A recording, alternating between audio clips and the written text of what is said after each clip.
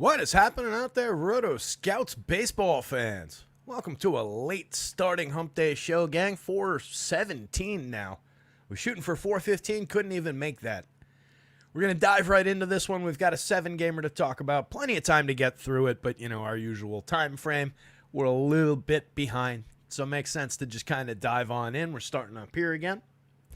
Got a few people in the room already. I'm sure we'll get joined by a few others, but we've got Matthew Patterson in the room. Louis Heel for 10Ks this fine evening. That would be nice. Cujo Blues here. Stephen Leibowitz. Andy Melman. Dimitri's here. Good to see everybody. Anybody hit anything last night? Felt like a lot of the things we talked about came through. A lot of the cheapo pitchers didn't really come through. Some of the higher end ones not so much. My lineup missed, but hopefully somebody out there hit something. Anthony Taylor walking in the door. Good to see you, buddy. Yeah, hit the like button, hit the subscribe, as Anthony points out. Helps us out over here. Kid Kobe's here. Kenneth Woodhouse. Tizzle Main's here. What is that, a cowboy waving at me? Cowboy wave to you too, Tiz? Yeah, low scoring night. That's for sure, especially for my lineup. I ended up going with a... the hell were the bats that I ended up using? Went Red Sox, and I didn't get to the Mets. They didn't fit together. Is the Sox and another high? Oh, it might have been the Sox and the Rockies, actually. I think that's what I did in the end. Sox, Rockies, and that still demanded using Stripling at the end. So it was like, oof, that one didn't work out. But Larry's saying if Ryan Hearn is ever over the magic number, you have to have a bunch of Baltimore stacks. Yeah. Looking like a strong day for Baltimore, and Larry getting us right on track. I appreciate it, buddy. 4.82 implied total at the top of the board for the Baltimore Orioles. Looks like a pretty good spot for them. They're going up against Bowden Francis, an entirely gettable pitcher. And it's Trevor Rogers on the mound for the Orioles, making his second start for the O's. First one didn't go all that well. Got an opportunity to have a good day today, but the Blue Jays, as always, low strikeout opponent. Not the easiest team to get through. 4.28 implied total on their side. Little bit of right-handed power to potentially throw at the lefty, so we'll give them a look, but definitely looking strongly like a day where you can consider some Orioles bats. They have a number of guys, in addition to Mr. O'Hearn, up above the magic number. Made Santander the home run pick of the day just because I'm a fan. I like that bat. Next game up, the Brewers at Atlanta, 3.59, 3.60 implied total for the Brewers. They're facing Chris Sale. Looks like a great spot for pitching. A lot of pitching on the board today, by the way. A lot of high-end ace-caliber pitchers. So some low totals to work with here, including another 6-run total later on the board. So Sale's definitely in the mix of very premium pitchers. We've got Freddie Peralta on the other side of this game, though.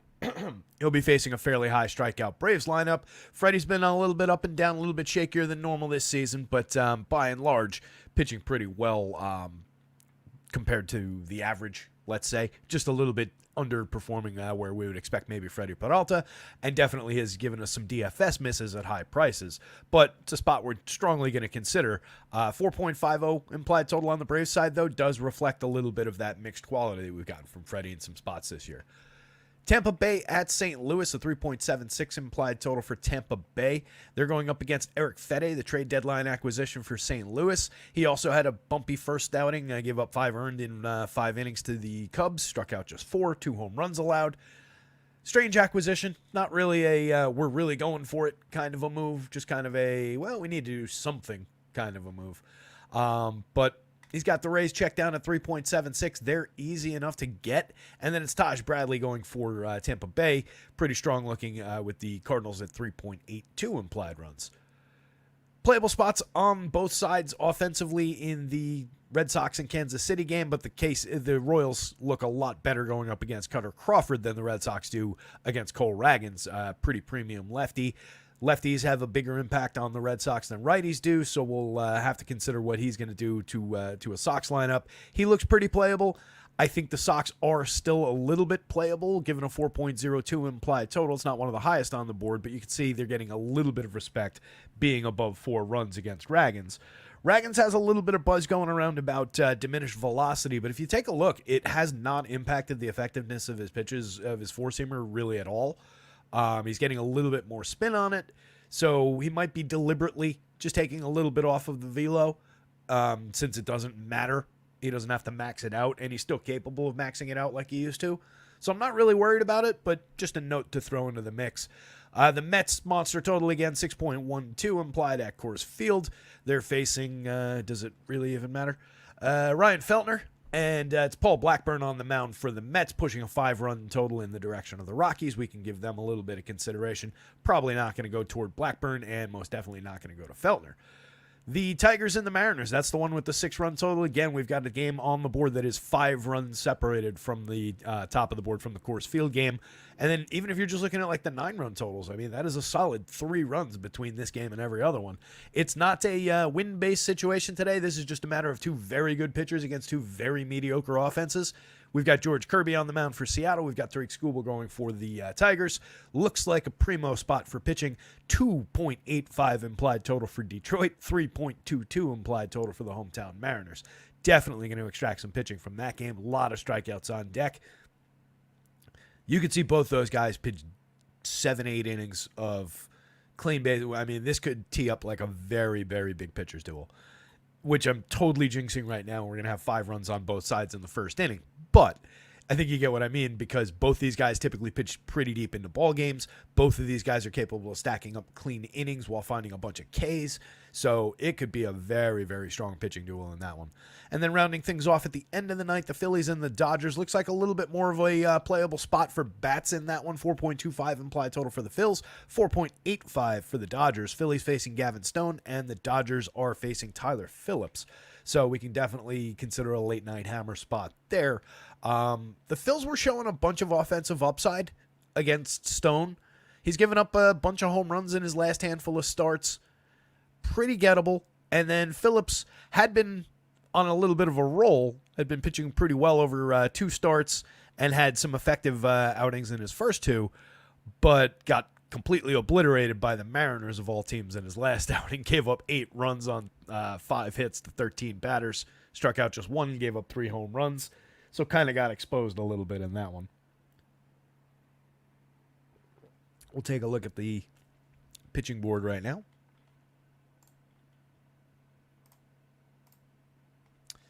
Skubal, top of the board. Kirby, number 2 on the other side of that game. Either one of those guys. Kirby is at a fantastic discount by comparison to Skubal and Chris Sale on the DraftKings slate. Even Cole Ragans and Taj Bradley priced up higher, 200 and 400 higher respectively. He's 300 more than Freddie Peralta. That's a consideration. I think you could go there as like a mid combo and be perfectly fine. Probably like that a little bit better, I think, than going with either one of them and Fede, either one of them and Cutter Crawford. And then you get into real ugly territory with basically all of the discount dandies today. Might be Trevor Rogers. Might be the best one given the $6,000 price tag. That's viable. 68 on FanDuel. I don't love it, but we don't have a lot of options in that range. So Skubal's fantastic. Great matchup against Seattle. Kirby's fantastic. Great matchup against Detroit. On FanDuel, there is a price offset, but Kirby's still very, very expensive at 10-1. All of the top end is extremely expensive on FanDuel again today. They're a lot looser on DraftKings again, but it's not quite as impactful because at least all these guys are, appropriately at least high 8s, 9s. There's nothing like stupidly low. So it's a little bit different than it was yesterday at the top of the board on DK, but it's still looser than where FanDuel is. I mean, these are really high prices. There are a lot of cheap bats. You can definitely get different, but most of our key teams are from some of the most expensive teams in the game. So it gets concerning on FanDuel. Sale, just a tough opponent against Milwaukee. Very expensive at 11-3, 10-3 across sites. Most expensive pitcher on both sides, but obviously monumental upside. And he's facing a Milwaukee lineup that is, as good as they might be, definitely impacted by the absence of Christian Yelich. So there's upside for Sale. I just don't love how that price impacts my ability to roster any kind of bats in combination. But what I would hope is across 150 lineups that you could take a nice chunk of them and maybe he gets a little bit under-owned publicly because the hand builders, the limited lineup players are not going to naturally go to the most expensive pitcher on the board on a slate like this. So I feel like Sale probably comes up a little bit under-owned between that and the opponent. Seems like an angle into the slate if nothing else. You just really have to pay through the nose to get there. Ragan's more than capable of beating Boston, racking up a good amount of strikeouts. High quality left-handed pitcher against the Red Sox, who are somewhat vulnerable to left-handed pitching. Definitely on the board. 10-6 on FanDuel, though, it feels like a bit of a reach. 9,000 on DraftKings feels a lot more playable. He's pretty appealing there. And you could easily go, Ragan's Kirby, Ragan's Peralta, and any combination thereof of him, Taj Bradley, that group of pitchers. So Ragan's more on the board on DK, very playable on FanDuel, but it's just another pitcher that you're paying an extreme price for. Bradley's just been rolling 10-8, fair, but again, extreme. It's very, very high priced, but all the pitchers that you want on this slate pretty much are. 92 on DraftKings, again, it's another one that's just totally workable. Middle of the road, kind of a St. Louis lineup that does have some strikeouts available in it, and he's just been a very high-end pitcher this season, so happy to go to shares of that. I think he ranks out comparatively to the other top-of-the-board guys. Peralta, again, just, a couple dings against him through the game log, but at 8,500, that's just really cheap for a pitcher of Freddie Peralta's quality, and there are strikeouts in that Braves lineup. There's just a little bit of danger given some of the bats. 99 on FanDuel, at least he's a little bit cheaper than the rest of the top of the board. He's going to be in consideration because I don't really know what I want to do if I go cheaper than that outside of probably the Rogers dart throw. Fede, I just don't think is that good, but it is a very compelling matchup against Tampa Bay. We're going to have to give it a look at 89.77. Cutter Crawford, don't like the matchup against KC, 87.81. He's effectively middle of the road. You could get there, but I don't think he's even cheap enough, quite honestly. Just find the 400 and pay for Freddie Peralta. Find the 700 and pay for George Kirby. It's just not cheap enough. He's going to be low owned against Kansas City in that spot, but it looks like a good spot for KC bats to me. Gavin Stone against Philly, it's kind of the same thing. He's okay. There's enough talent there to believe that he could succeed. He's more offset price-wise. 8,200 on FanDuel. You get another $500 discount from Cutter Crawford. That's playable. It's in consideration, but Philly, obviously one of the best teams in baseball. At 6,800 on DraftKings, Gavin Stone is more interesting. That's a fairly quality pitcher, despite the matchup, that you can take from that bargain bin. Probably better than the Rogers play just because of the low strikeout nature of Toronto. It's better than Blackburn at Coors. It's probably better than Phillips on the other side of the Dodgers game. Certainly better than the bottom two guys. So it's probably Gavin Stone if you're going down into the greens, into the bargain bin. It's kind of uncomfortable going against Philly. Rogers, I struggle to say that he's not on the board because that Toronto team is gettable. They're just also effectively low strikeout. So I question what the ceiling really looks like. And he really hasn't been the Trevor Rogers from a few years ago in kind of a minute. He's been hurt, obviously, and then just hasn't really found that form this season. That's why we talked about it when they first made the trade. That's why the Orioles invested, though. I think they can fix Trevor Rogers and get him back to that upper 20s strikeout rate guy. He's had a couple okay strikeout outings, 6 strikeout high that he hit 3 different times so far this season. There is talent there. He's very, very cheap for the potential ceiling, especially on DK at 6,000. Actually, I put the especially, I think, in the wrong place. He's very cheap on DK at 6,000, but he's especially cheap on FanDuel at 68 compared to where everybody else on the board is. Blackburn at Coors is just really, really rough. Righties can succeed, certainly, against that Rockies team, but it's Coors Field with Paul Blackburn. We're really, really stretching it at that point. Tyler Phillips against the Dodgers, pretty rough. Feltner and Francis are pretty bad and pretty hard-nosed down the bottom of the board, so we're not picking on any F pitchers today. It's not Fedde, it's not Feltner, it's not Francis.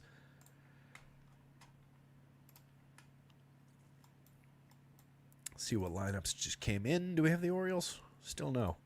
That's an important one. I want that one. See if it came down on underdog.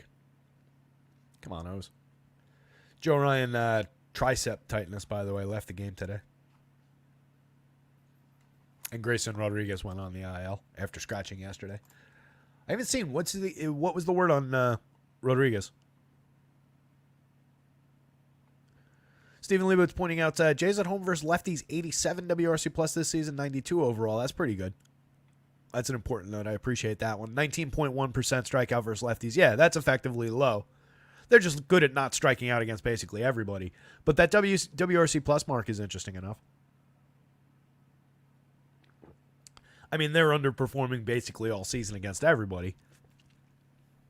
But it's definitely interesting. Mamba says, pay attention to the scheduling down the stretch. These teams are getting tired, just like I said with the Mets yesterday. Yeah, look, toward the end of a 162-game season, definitely some of these guys, especially on low-end teams that are out of competition, can get sick of playing, can be a little bit low effort, a little bit lax. I think there's a lot of that going on with Luis Robert pretty much all season. There was that one specific play earlier in the year where he just caught the ball with one out in center field and then just didn't throw it in to try and get another out or try and stop the guy from tagging or whatever. Lat injury for Grayson. That sucks. I think the tricep tightness for Joe Ryan might be worse, but we'll see. So it looks like no Orioles lineup yet, which is a shame because, again, this is a pretty key-looking team today. That said, oh, there it is. Beautiful. Nice timing, Baltimore. It's probably going to be exactly the same as what we've got in there. They've been pretty consistent lately. Looks like it so far. Just grab this one.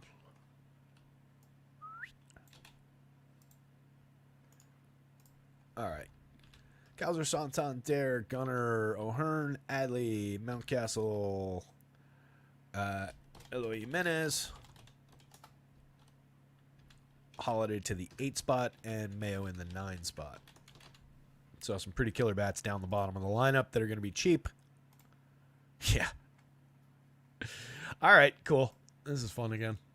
We talked about this the other day.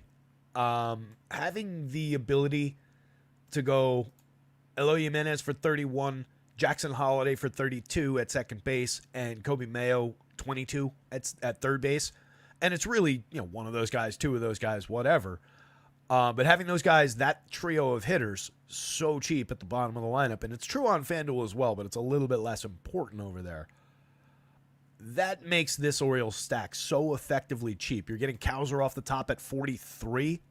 You're getting O'Hearn for 42. Mountcastle at 4,000. Basically, any way you go with this Orioles stack on DraftKings, you can make it so cheap and super high quality. This is a killer 9-man lineup. Kobe Mayo is 0 for his first 12. He scored a run. I assume he's drawn a couple walks. Yeah. 50% strikeout rate so far.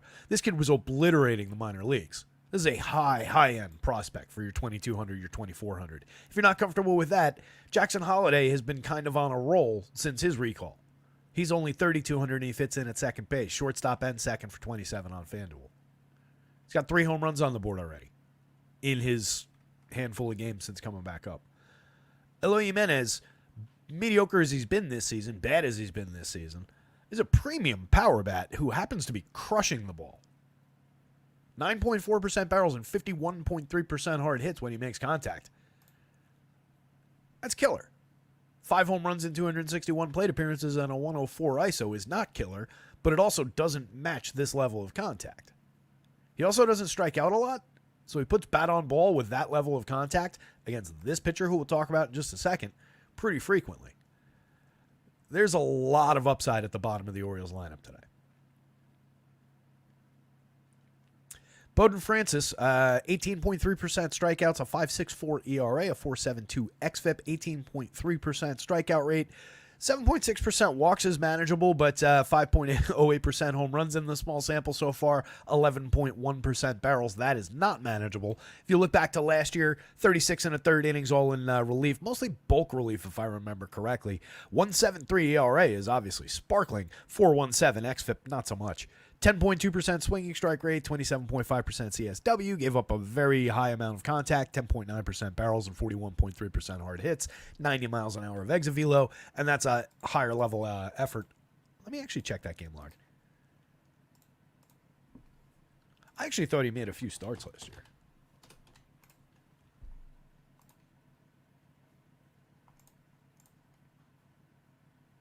Yeah, it was mostly bulk relief. 3 2/3, 4 2, 3 2/3. So I was right. I swear I would have bet that he made a handful of actual starts last year, though.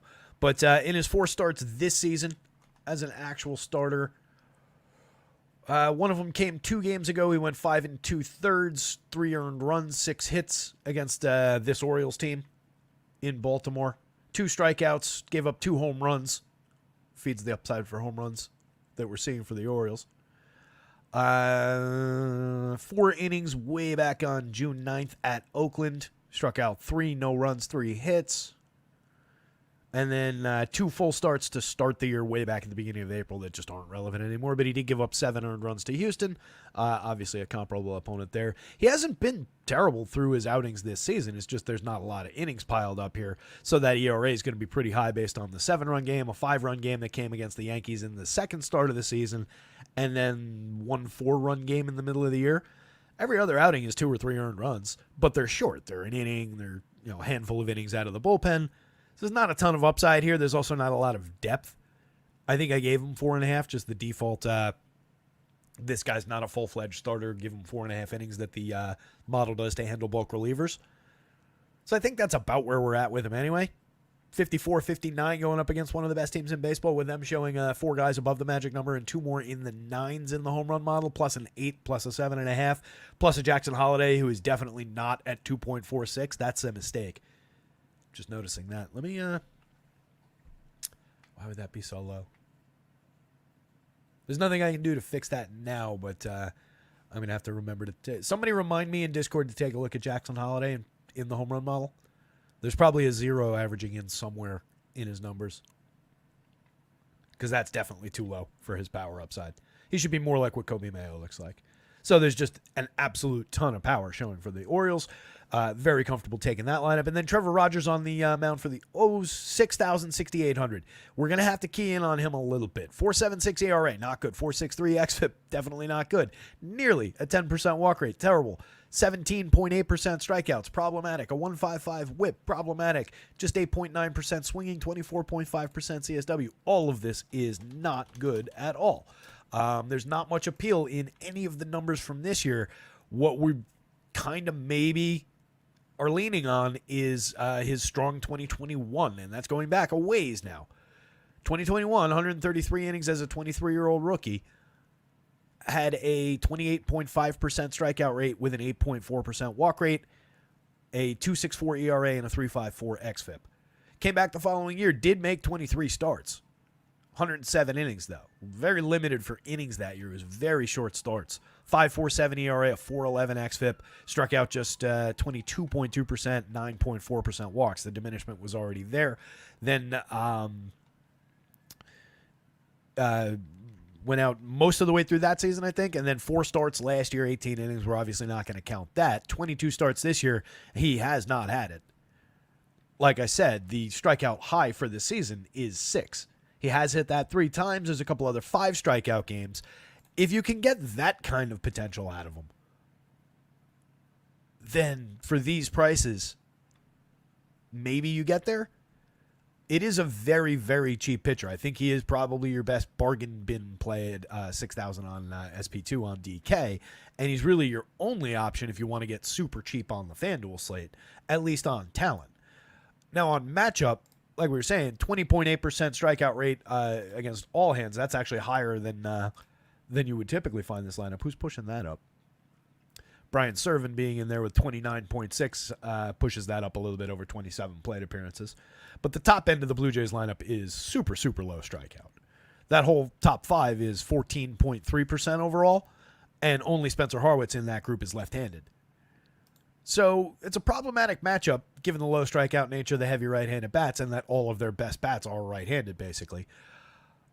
As Larry pointed out, their strikeout rate against lefties is lower than that strikeout rate overall for the team for this lineup today. That said, that's not necessarily the strikeout rate for this group of guys. I'm not going to bother to put that together on graphs, but figure that it's effectively low. What you're hopefully buying is their just lackluster ability to create runs this year. You can see there's only 2 guys in that lineup, and it's Vladdy, obviously, over 490 plate appearances. He has a 161 WRC+, and then it's Horwitz, the lefty, at 124 WRC+.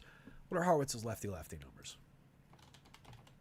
He is very much a bat hitter, hit tool focused, and on base skills kind of a hitter. So it wouldn't surprise me if he was effective against fellow lefties. He really hasn't seen many plate appearances. He was a straight-up platoon for a while. 33 plate appearances against fellow lefties this year. Can't really rely too much on it. 226, 273, 258. Limited. So maybe a little bit of a ding for Horwitz from his normal quality. but that top end is still at least decent. Or actually, the point I was making was that the top end lacks the ability to create runs even at league average. But again, they are threatening up here to the upside for Trevor Rogers. But if you can find anything resembling that form, and I do honestly think that that's why Baltimore acquired him. They had a lot of different directions they could have gone. They obviously had the war chest of prospects. They could have paid for anybody. This could have been Garrett Crochet if they were just like, hey, we need to get a high-end lefty in here. They could have gone and gotten Garrett Crochet to fill this role. They saw Trevor Rogers on the board for what they figured was a fair price. It was kind of a high price for what he's produced so far. So to me, that means they see something specific that they can fix. Whether they're right or wrong, we'll find out. Obviously, it didn't make a dent in his first start with them. He faced Cleveland, 4 1/3, gave up 5 earned, 3 strikeouts, 3 walks, and a home run and 6 hits. Not a good outing.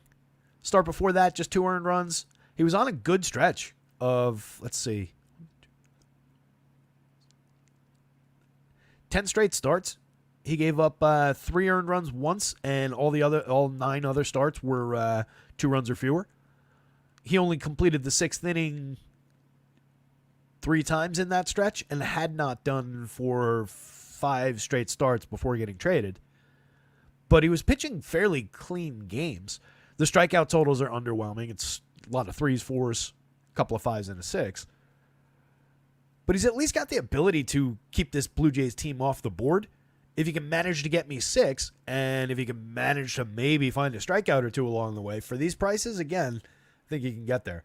Colton Cowser, top of the board on the Orioles lineup, 9.87 in your home run model. Santander, the home run pick of the day at 17.21. Getting slightly outpaced by Gunnar at 18.39. And then we get O'Hearn, 10+, Adley, 10+, Mountcastle, 9.23, Jimenez, 7.58, Kobe Mayo, 8.21. And again, Jackson Holiday, that number is too low. I got to get something, got to get in there and see what's going on with it. The bottom end of the lineup is obviously not as premium as the top end in terms of these numbers, but all 3 of those hitters are guys. Eloy Jimenez has hit in the top handful of in a lineup for years now.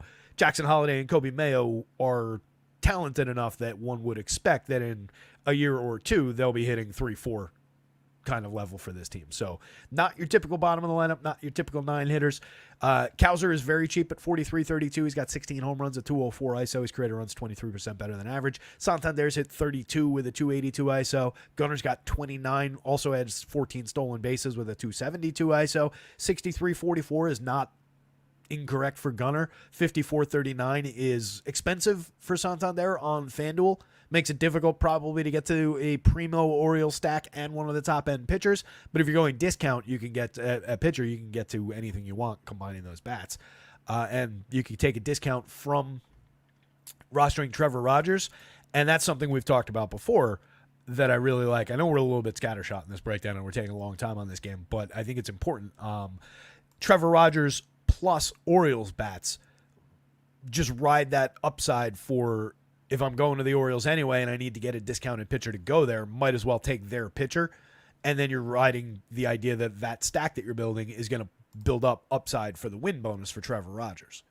Maybe he gives up a couple runs along the way. You're hoping for the strikeouts. They may or may not come. But at least you're piling up to, like, maybe I'm getting my 5 innings and a win out of it anyway. And now I'm drawing the bats that will support that win. So I think that's a good way to put it together if you need to go discount at pitcher. DraftKings, that's a little bit less important just because of how cheap these guys are.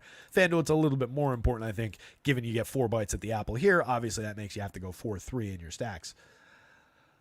O'Hearn having a good year, 269, 346, 452. Diminished a little bit from the high quality that it was last season, but still creating runs 26% better than average. Has a 183 ISO, gets on base like crazy, and is very, very low strikeout with a very strong walk rate. Adley also very low strikeout, pretty good walk rate. Hits the ball fairly hard, 7.6% barrels, 39.9% hard hits, right in line with what he's done over the last few seasons. 17 home runs on the board, a high-end catcher for 53.32. Mountcastle at 4,000, 3,000, a righty bat, 13 home runs, a 168 228 ISO, 109 WRC plus. His power tends to come and go, but he is striking the ball very effectively. 9.4% barrels, 45.3% hard hits. And then I already talked about the quality of these three guys at the bottom. Just again, with how cheap those guys are, if you're just considering, wrapping them around back up to here, it really helps pay for the top end of the Orioles by grabbing just one of those guys. Even two of those guys, I have no issue with two. I honestly have no issue with three, but now we're piling a lot of lineup shares into the bottom of the lineup, so that might get a little bit problematic. On the Blue Jays side, George Springer, 45.28. That is a cheap price for what George Springer's been over the past handful of seasons. If you told me coming into the year that I could have George Springer at that price all year long, I probably would have been a buyer. But he's had a bad year. 223, 306, 371, 95 WRC plus.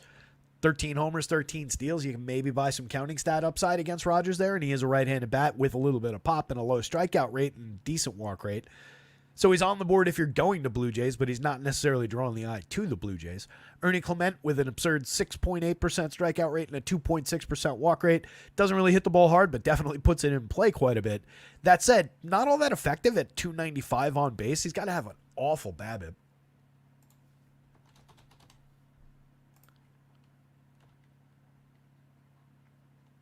Man, 273. His BABIP matches his average.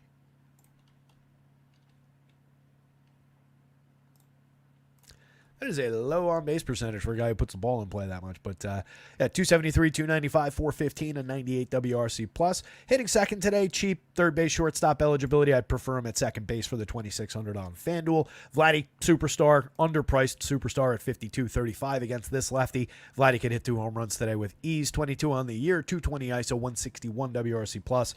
Everything that people were misperceiving as wrong with Vladdy earlier in the season has been corrected. He's been absolutely fantastic. Alejandro Kirk, mix and match quality catcher, 3,000, 2,300. Very good spot in the lineup, hitting fourth, but not really a premium bat. 3 home runs on the year, a .097 ISO. Does have a 42.5% hard hit rate. Can turn on one from time to time, and he is low strikeout, but not really a cleanup hitter. Harwitz, again, suffers a little bit against lefties, presumably, but it's very small sample because they were platooning him for most of the season. He's cheap at second base on both sites. You do have first base eligibility as well. I think you can be a buyer if you're going to Blue Jays stacks just based on his on-base skills. He's not going to face Trevor Rogers probably more than 2 or 3 times. You get a couple plate appearances against the pen. If things go right for your Blue Jays stack, obviously you're gaining upside for plate appearances, not against the lefty. Davis Schneider, capable enough bat, 10 home runs on the season, 13 home runs for Dalton Varsho with 10 stolen bases, 197 ISO, but just a 95 and a 92 WRC plus for those two players. They're inconsistent. Varsho, lefty, not great as well, I'm pretty sure. As I'm saying that, I want to confirm it. Oh, no, that's right. Varsho's better lefty. See? This is why we double check these things.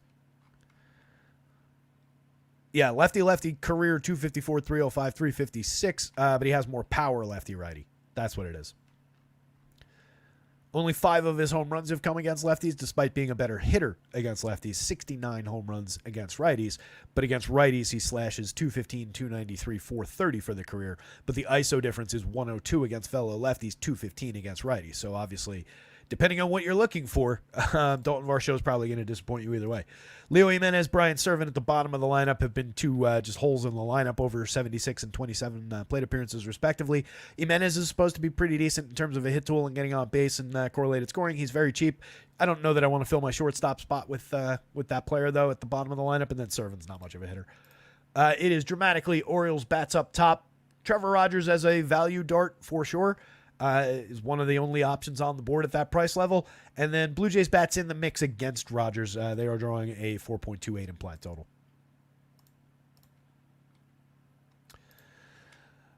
The Brewers, Freddie Peralta, Chris Sale on the mound for the Braves.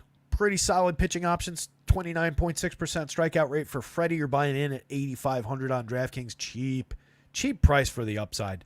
Facing a Braves lineup with 24.5% strikeouts, I know Freddie's got a 3.89 ERA, a 3.67 xFIP. That's a little bit uncharacteristic, but last year it was 3.86 ERA, 3.42 xFIP, a little bit better. Year before, 3.58, 3.66. So we're not that far off the mark. 13.3% swinging strikes is down like a point and change, but it's actually up over 2 years ago. 27.2% CSW is a little bit more problematic. The walks are up slightly. But, I mean, the strikeouts are basically in line with where they were last year. It's a point different. The walks are a point up. We're not like crazy off the mark here. The home runs are about the same. Barrels are up a little bit. Launches up a little bit. Hard hits and exit velo are about the same. Slightly down, actually. So, I mean, I have plenty of faith in Freddie Peralta's upside and ability to hit ceiling.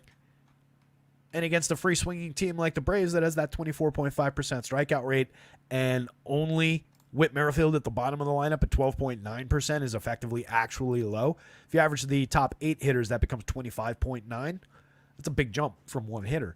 So it's a very high-end strikeout spot for Freddie Peralta, if nothing else. 7 strikeouts in the last game against this Atlanta squad. A lot of rematches today. Give up 2 earned runs, 3 hits, 2 home runs. Problematic. 2 home runs allowed to Miami in the game before that as well. He only struck out 4 and walked 5 in that game. Really inefficient start. 3 earned runs, 5 runs allowed on 6 hits. 6 good innings, no runs, 2 hits, 8 strikeouts, 2 walks against the Twins at Minnesota the game before that one. And then a bumpy 4-run game, a bumpy 3-run game against Washington and LA respectively. And a very strong 7-inning game with 8 strikeouts and a run allowed against Chicago. So it comes and it goes, but I mean, the low points are a 6-run game and a pair of 5-run games. We're not really going to scratch Freddie Peralta for a couple of bumpy spots. I think it's just made him cheap on the DraftKings slate. At 99 on FanDuel, he's discounted from the Chris Sales of the world, but he's not exactly cheap. It's still difficult to reach that and have premium bats up and down your lineup. You're going to have to make some sacrifices to pay for pitching today. Sale has been pretty spectacular all year long. 2.71 ERA, 2.65 xFIP, basically reclaiming his brand as one of the best pitchers in baseball. Last time out, 5 2/3, 2 earned runs against the same Brewers team at Milwaukee. 6 strikeouts, 3 walks. Did not win the game. Didn't get the win bonus in a 7 1/3 inning outing against the Mets to start before that at Queens. Struck out 9, gave up a homer, but just 2 earned runs on 2 hits. Had just 4 strikeouts against the Padres. It's typical. The Pods are low strikeout. Only went 5 innings in that one. He walked 2. He gave up just 4 hits, 1 earned run. But a fairly short start. That was right before the All-Star break. They might have just been managing some exposure there because he had gone 6 or 7 in 4 out of 5 outings going into that one. So I think or 5 out of 6 outings. So I think they probably just were managing innings there. Major upside for Sale as well. Tough opponent in the Brewers with their ability to create runs, but you do get a diminished version with no Christian Yelich in it. You've got a high strikeout guy like Gary Sanchez hitting 3rd now. Gary's dangerous for home run upside, especially against the lefty. He makes great contact when he connects with the ball, but he's got a major strikeout problem throughout his entire career. It's a pretty gettable lineup, 23.6% strikeout rate overall for this Brewer squad. You've got Jackson Chourio, a pretty high-end rookie at 21.5% Ks at the top of the lineup. He's up to 267, 310, 418 though, 103 WRC plus, 12 homers, 13 steals, putting together a very strong, interesting rookie season. When it's all said and done, it's going to look a lot better than it did along the way, because I think people were expecting a major spike right out of the gate from him. It took him a little bit to find his footing, but he's a really good player. 43.5% hard hits. Rhys Hoskins, 11.8% barrels, 40.3% hard hits. Gary, 12.1 and 44.8. Contreras, 9.1, 48.4, and Willy Adames, 10.5 and 40.4. If anything is threatening Chris Sale, it's just that stretch of premium contact, all those hard hits from a lot of guys who, some of whom anyway, can get on base.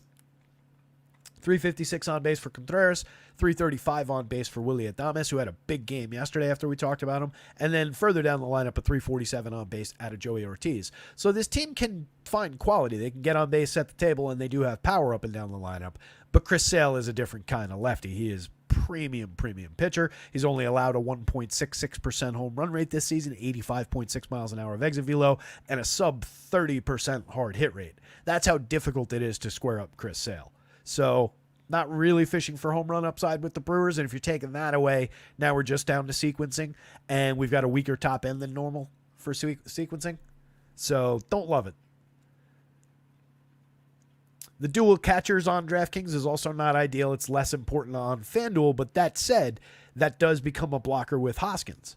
You can't go even on FanDuel, Hoskins, Sanchez, and Contreras. So you've got a little bit of a problem there as far as the Brewers stack goes as well. Adames is having a very good year, and again, had a great night last night. 19 home runs on the season, 12 stolen bases, a 194 ISO, 118 WRC+. Probably their most effective bat right now. Hoskins is just power upside. He's getting 19 home runs as well. He's got a 220 ISO. But again, difficult to hit home runs against Chris Sale, even for these premium right-handed power bats. Down the lineup, Ortiz is still getting on base, but has kind of declined as the season's gone on. Still an effective rookie year, though. 146 ISO, 110 WRC+, 7 home runs, 6 stolen bases. Just needs to get it together again and have a strong finish, and it'll look a little bit better. Blake Perkins, mix and match outfielder, 28-26, 6 homers, 14 steals. Andrew Monasterio, a replacement level infielder. Sub Mendoza, sub 300 on base, over 100 plate appearances.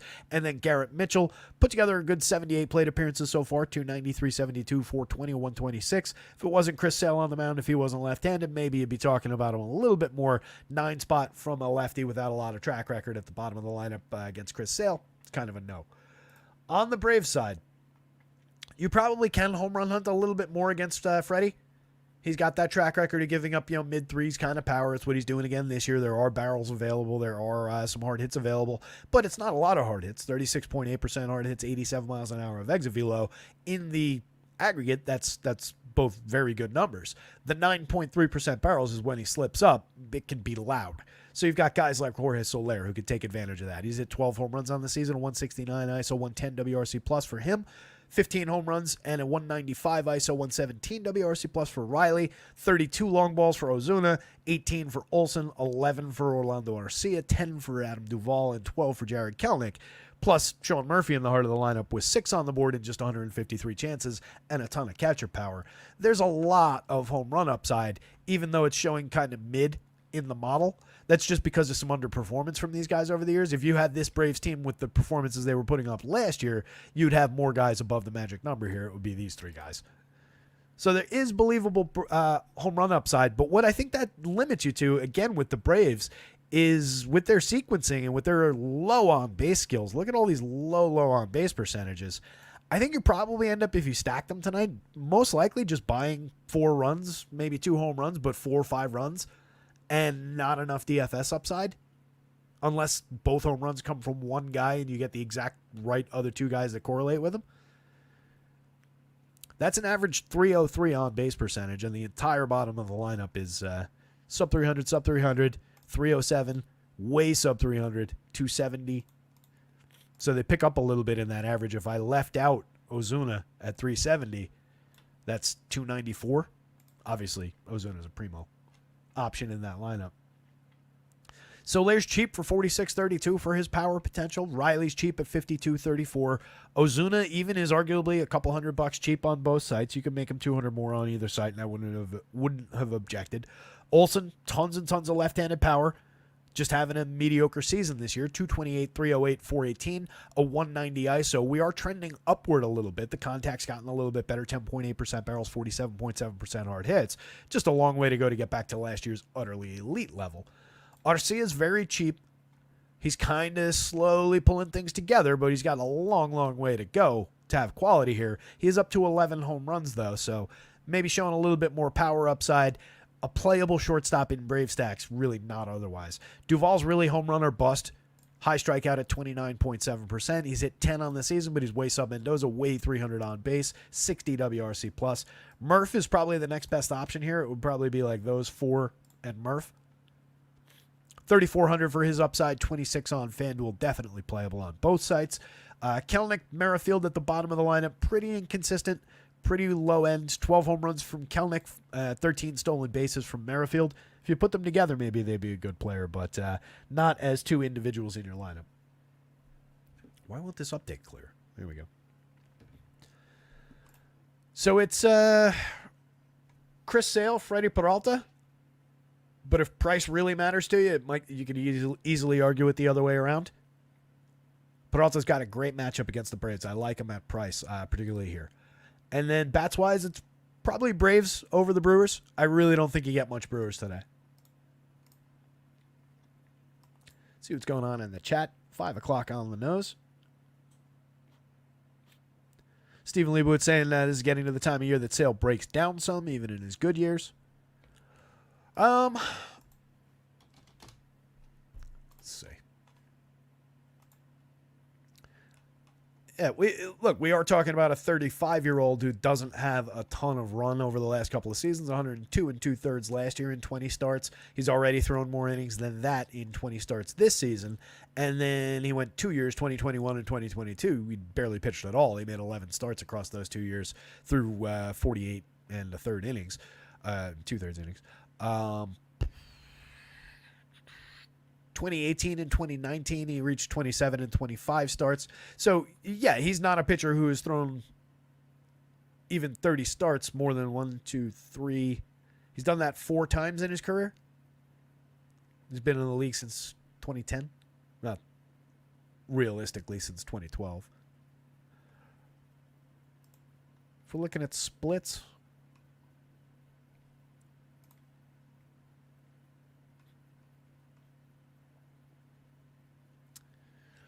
for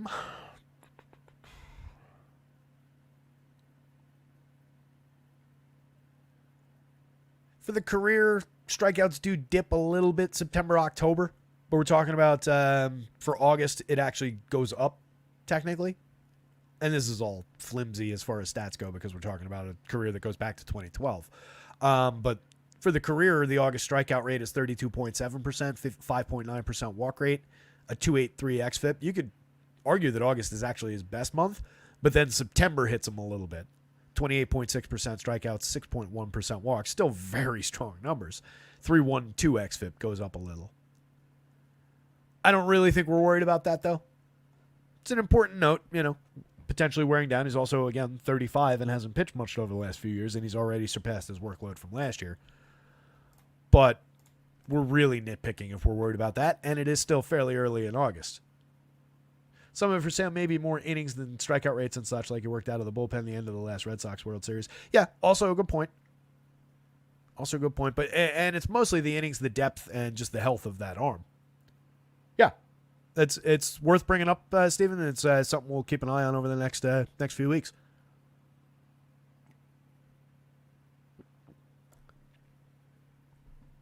Larry says derail. Taj Bradley, a 30% strikeout rate over 15 starts this year, 86 and a third innings, 2.71 ERA, a 3.30 xFIP. Having a spectacular year. 12.8% swinging strike rate is really strong. 26.4% CSW could definitely improve. If he starts throwing even more strikes, look out. 8.2% walks could get carved down a little bit. Throwing more strikes would definitely help with that. Last time out, he gave up 4 earned runs to Miami. That was a disappointing outing. 6 strikeouts, 2 home runs allowed. A little bit of a blip there, but even that was only 4 runs. He had not given up a run in 3 straight starts prior to that. 6 innings against Toronto at Toronto, 7 against the Yanks in the Bronx, and 7 against Cleveland. Over that 3-start stretch, he went he gave up 8 hits total, struck out 20, walked 5, no runs. 1 run in a game before that stretch against Texas. No runs in a game over 5 2/3 against Washington. 3 runs combined in 2 starts against Seattle and Minnesota.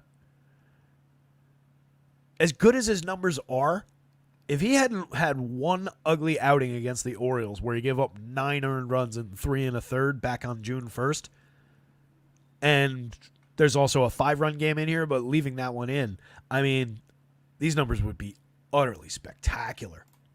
Let me see what that amounts to.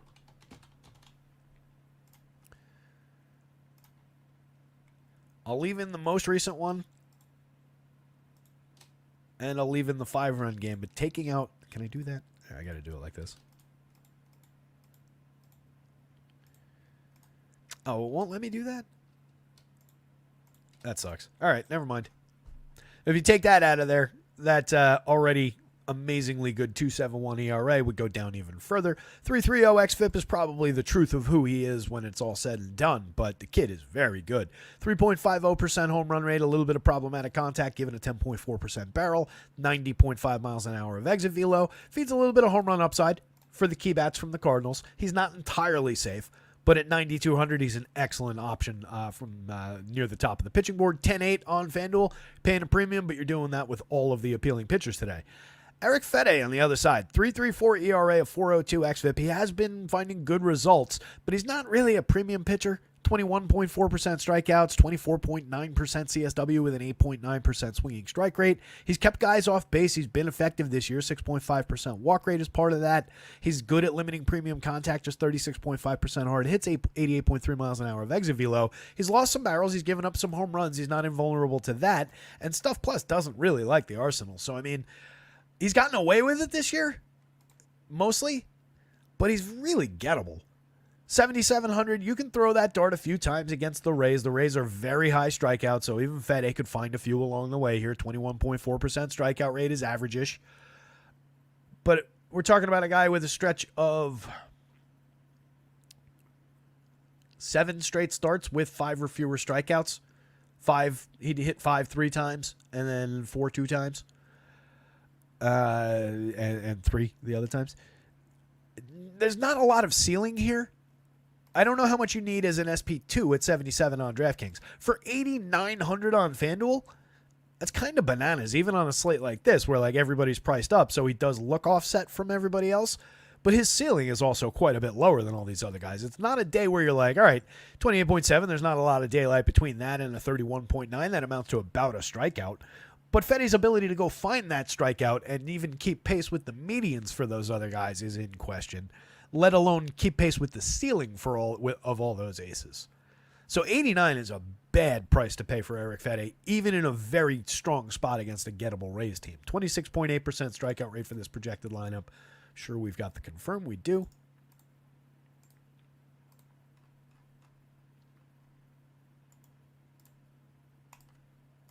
$27.6% goes up.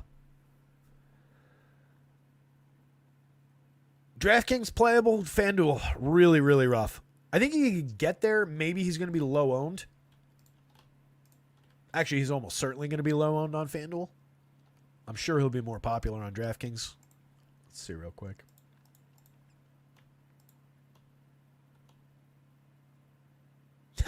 It's not even honestly as low as I would want it.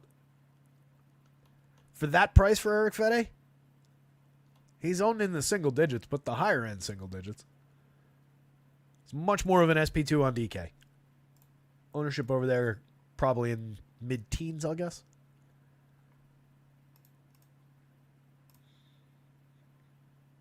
Yep. Slightly under the technical definition of the mid-teens, if you get what I'm saying, but right around where I was thinking.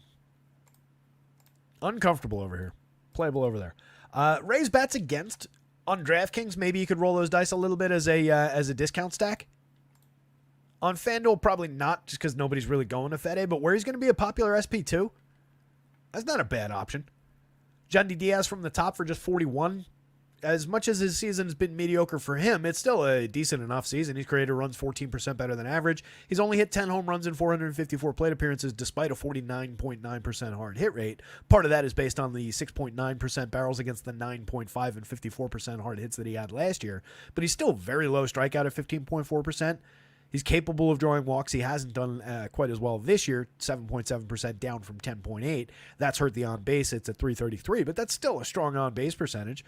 Yandy Diaz is a very good option at first base if you're going to the Rays. Definitely a priority bat.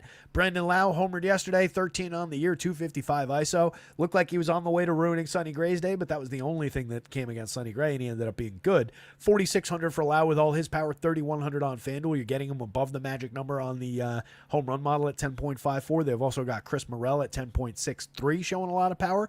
20 homers on the year for Morel, a 182 ISO. A little bit inconsistent, but 12% barrels, 43.1% hard hits is worth buying in on. Sub Mendoza, 302 on base. Not great outside of the power, but you're only buying him for the power. He's also got second base eligibility, but that doesn't mix well with Brandon Lau. So you're really looking at him at third, which is perfectly fine for that price, for that power. Josh Lowe, 4,200, 7 home runs, 10 steals, had a very strong season last year. Hasn't really found his footing over 209 plate appearances this season, outside of 11.7% barrels and 45.3% hard hits, both of which are up from last year's excellent season. Strikeouts are also up, but so are walks. So there's some good, some bad in his 209 plate appearances. He'd be interesting to watch over the next 200 or so plate appearances if he stays on the field. He's very cheap for the talent, 6.46 in the home run model, good enough to fill my lineups. Dylan Carlson, interesting player, 2,300 on both sites. Hasn't done anything in 147 plate appearances this year. Really hasn't had a lot of track record in the majors at all. But a kid that basically everybody likes the talent. So I think there's upside at price, hitting 5 today from both sides of the plate against a weak pitcher and a weak bullpen. There's upside there for Dylan Carlson.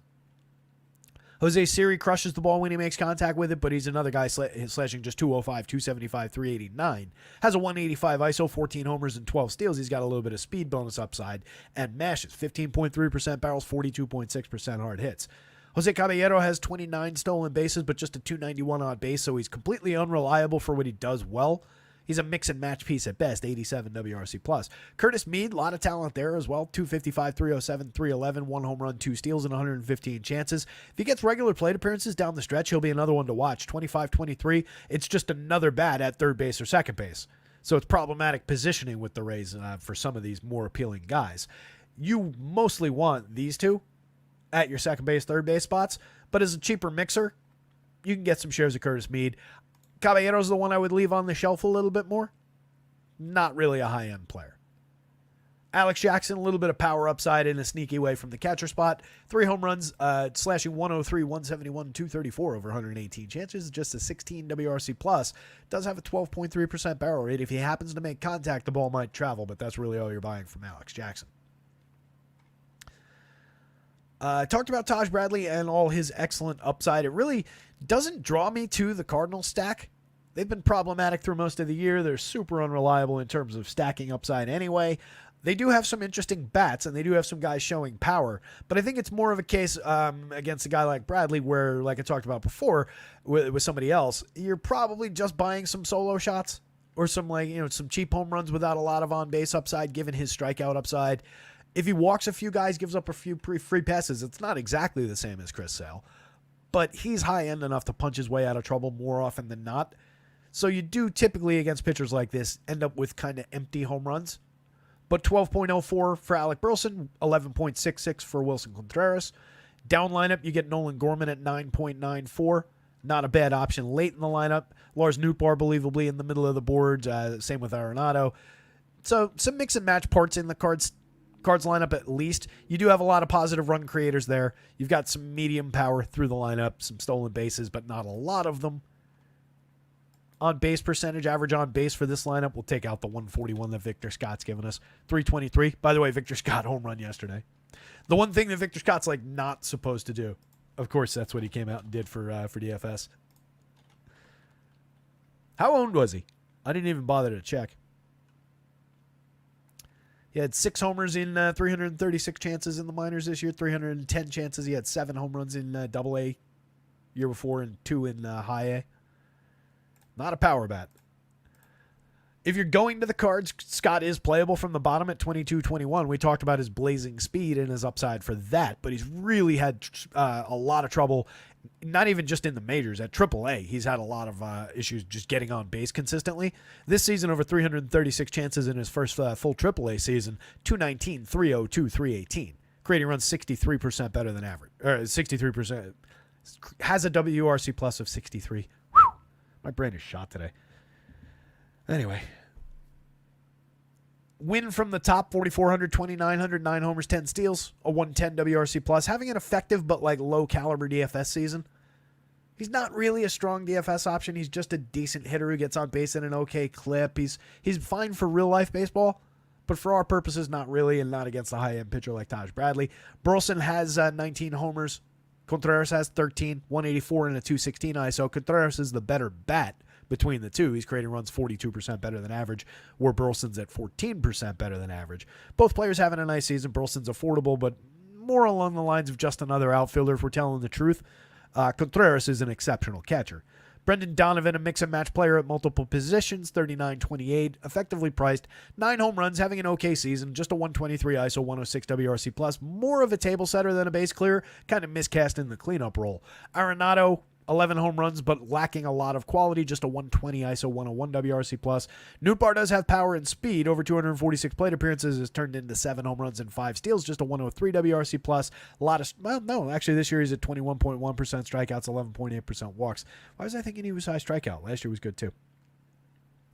Carpenter strikes out a ton and doesn't really do all that much. 3 home runs and 121 plate appearances. His creator runs 5% better than average, 325 on base.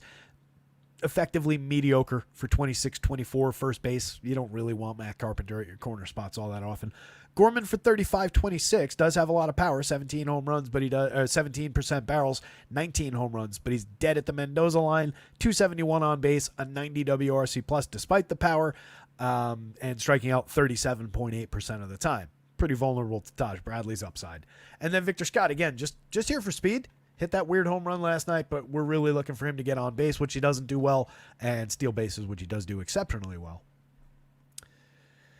Taj Bradley.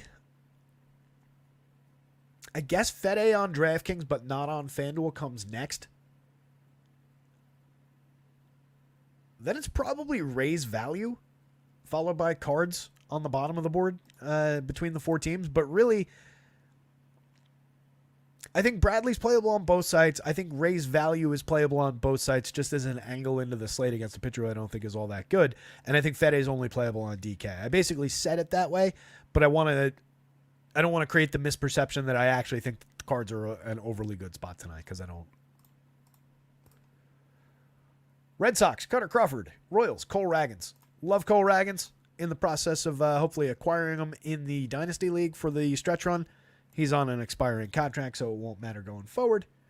But we need a little bit more pitching upside. As I mentioned, there are some little buzzy articles about diminished velocity. But when I took a look under the covers, his spin rate has gone up a little bit in line with that diminished velocity. It looks a lot more dramatic because there was a little bit of a spike in velocity earlier in the season. If you round it out and just put last year's game-by-game velocity chart against this year's game-by-game velocity chart, it's a lot less dramatic. And the pitch, his four-seamer, has not been like at all diminished in terms of effectiveness. A little bit lower whiff rate, but we really haven't seen any kind of a dip. So I'm not that concerned about it. I am holding off on officially accepting the trade until he makes it through this start tonight. I want to make sure that his arm doesn't fall off. But I'm not concerned about it. And you're going up against a Red Sox team that does have some good right-handed bats when you're throwing a lefty into the mix, but definitely their lefties have struggled this year by and large against lefties. They are greatly diminished in the split, and it's yet another day with no Tyler O'Neill. He's got the worst cold I've ever heard of. This is like 5 straight days where he's probably, again, available off the bench but not starting. It's a pain in the ass because he's in my lineup. Should have sat him. On the Red Sox side, Cutter Crawford, let's put some numbers on Cole Ragans outside of the discussion about the velo real quick. 3.36 ERA, matching xFIP exactly. 14.7% swinging strike rate, dominant stuff. 108.29 by Stuff Plus. Doesn't give up much power. Very good barrel rate, hard hits, exit velo, all very much in line with that 1.82% home run rate, so it makes it very real. 8.2% walks, could do a little bit better in that department. 28.9% strikeouts is terrific. 134 innings in 23 starts, giving you pretty good depth. That's the other concern, down the stretch. You do have the idea that that's more innings than he's thrown, pretty much ever. So there's a little bit of concern there. 5 2/3 in both of his last 2 starts. 2 earned runs in his most recent one at Detroit. Struck out 6, walked 4, so he was a little bit inefficient. Lost probably an inning there. 5 2/3 the start before that. He gave up 4 earned runs on 8 hits to the Cubs. Struck out 7. It was an okay start, but he took the loss. Obviously didn't get the quality start in that one. Solid run of 6 and 7 inning starts. 3 straight quality starts in a row before that. 5, 7, and 8 strikeouts. Had a season high of 12 Ks. Had an 11 strikeout game in addition to that. Very high-end pitcher. Crawford on the other side, 23.4% strikeouts, 129 innings in 23 starts, has been effective, 3.77 ERA, but a 4.22 xFIP is a little bit more revealing about his nature. 12.2% swinging strikes is very, very good, though. 28.8% CSW is fine against the 6% walk rate. It's obviously not problematic. He has lost some home runs for sure. 10.9% barrels is a rough barrel rate on a 19.6 degree average launch. Limited in terms of the contact. 36% is very, very good for hard hits. 88.8 miles an hour of exit velo is manageable. So maybe a little bit of bad luck here, but it's probably more hitters capitalizing when he makes mistakes, given what that barrel rate looks like. But Stuff Plus likes the arsenal. He's not a bad pitcher. It's just a really good Royals lineup on the other side that's showing some power upside against that contact. So I think I'm leaning more toward Royals bats, but Crawford 81-87 from the middle of the board. You can do worse. You could find some upside there. What I will throw into that mix though is the 17.5% strikeout rate that this Royals lineup has across the entire lineup. Only MJ Melendez strikes out more than 20%. He's at 25. If you took him out and just focused on the sub 20% guys, you're dealing with a lineup that is way better than average for strikeouts. That's 16.5% strikeouts for those other 8 hitters. So that's kind of like the trump card to like smash down on top of the idea that Cutter Crawford is kind of decent here, and it cuts into his value at price. Red Sox, let's see that team splits board real quick. It is an important conversation to have with the Sox. Active.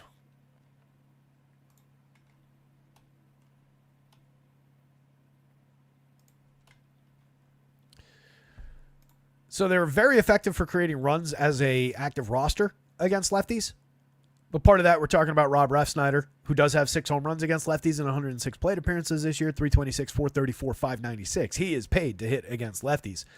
Strikes out 26.4% of the time, but has a 270 ISO. He's very much not that hitter even against lefties.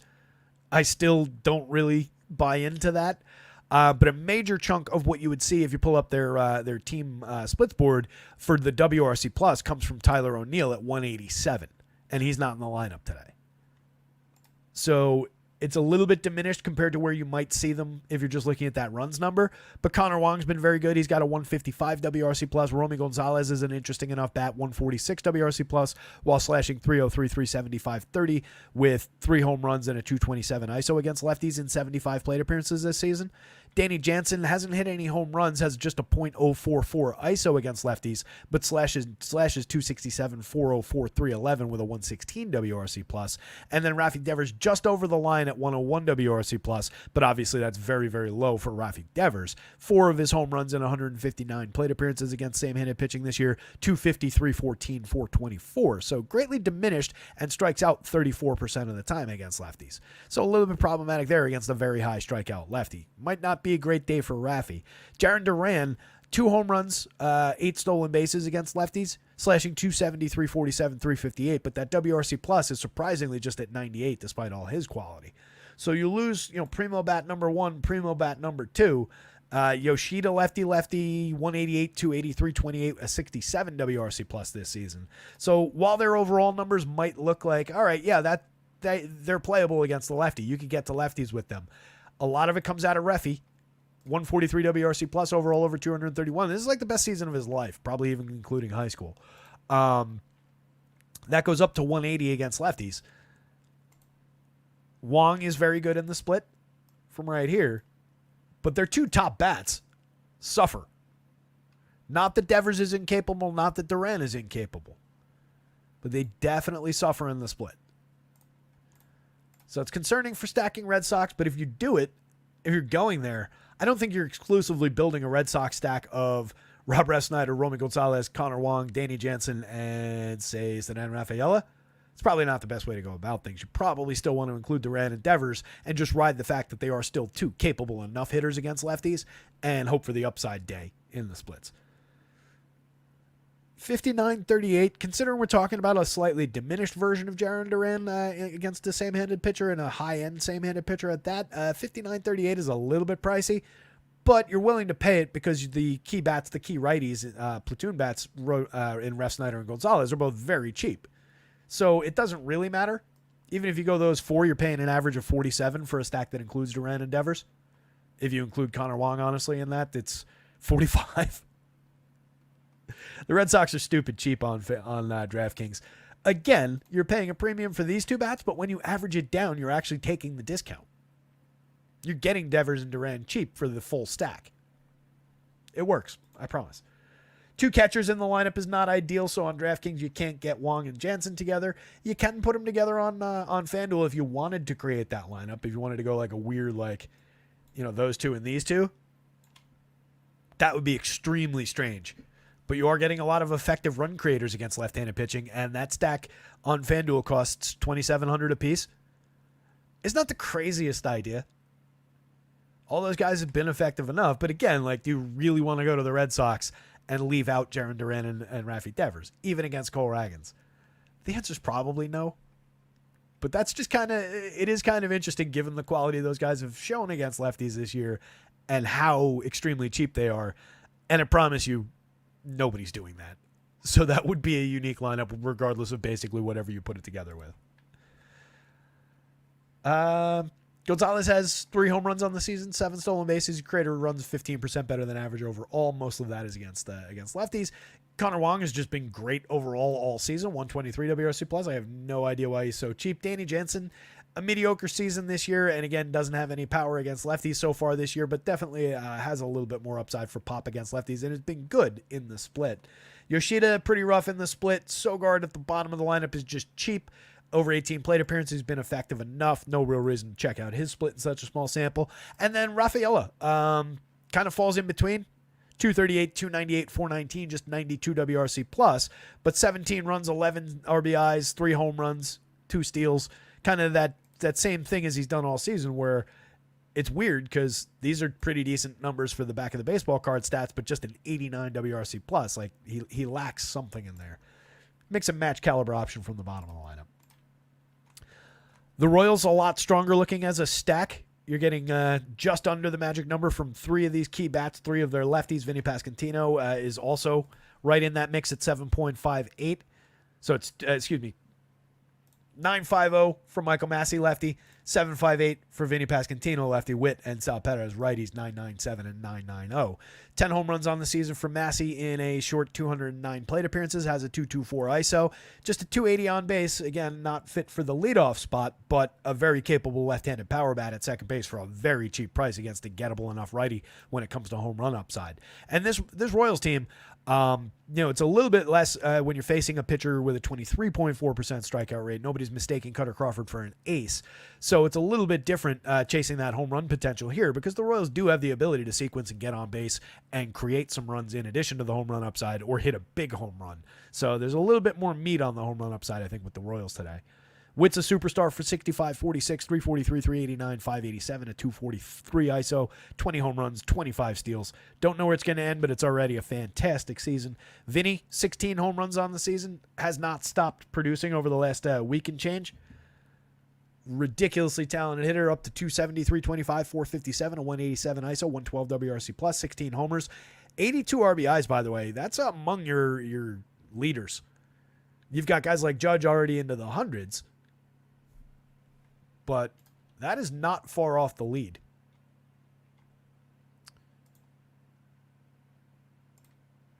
Judge at 103. Then it dips to Jose Ramirez at 94. It dips again to Marcelo Ozuna at 86. And then it's Vinny Pasquantino at 82. That's how good Vinny Pasquantino's quietly been this season. Only 16 home runs, but he's driven in the 4th most runs in baseball. I don't think that's as appreciated as it probably should be. 7.7% barrels, 45.6% hard hits. We talk about this part all the time. Against 13% strikeouts, there's more upside to come. Vinny's great. Sal, 53, 3,000, 20 home runs on the season, a 192 ISO, 119 WRC plus, highly playable catcher. You can slot him in at first base wherever you need to, but you're not skipping Vinny all that many times for him.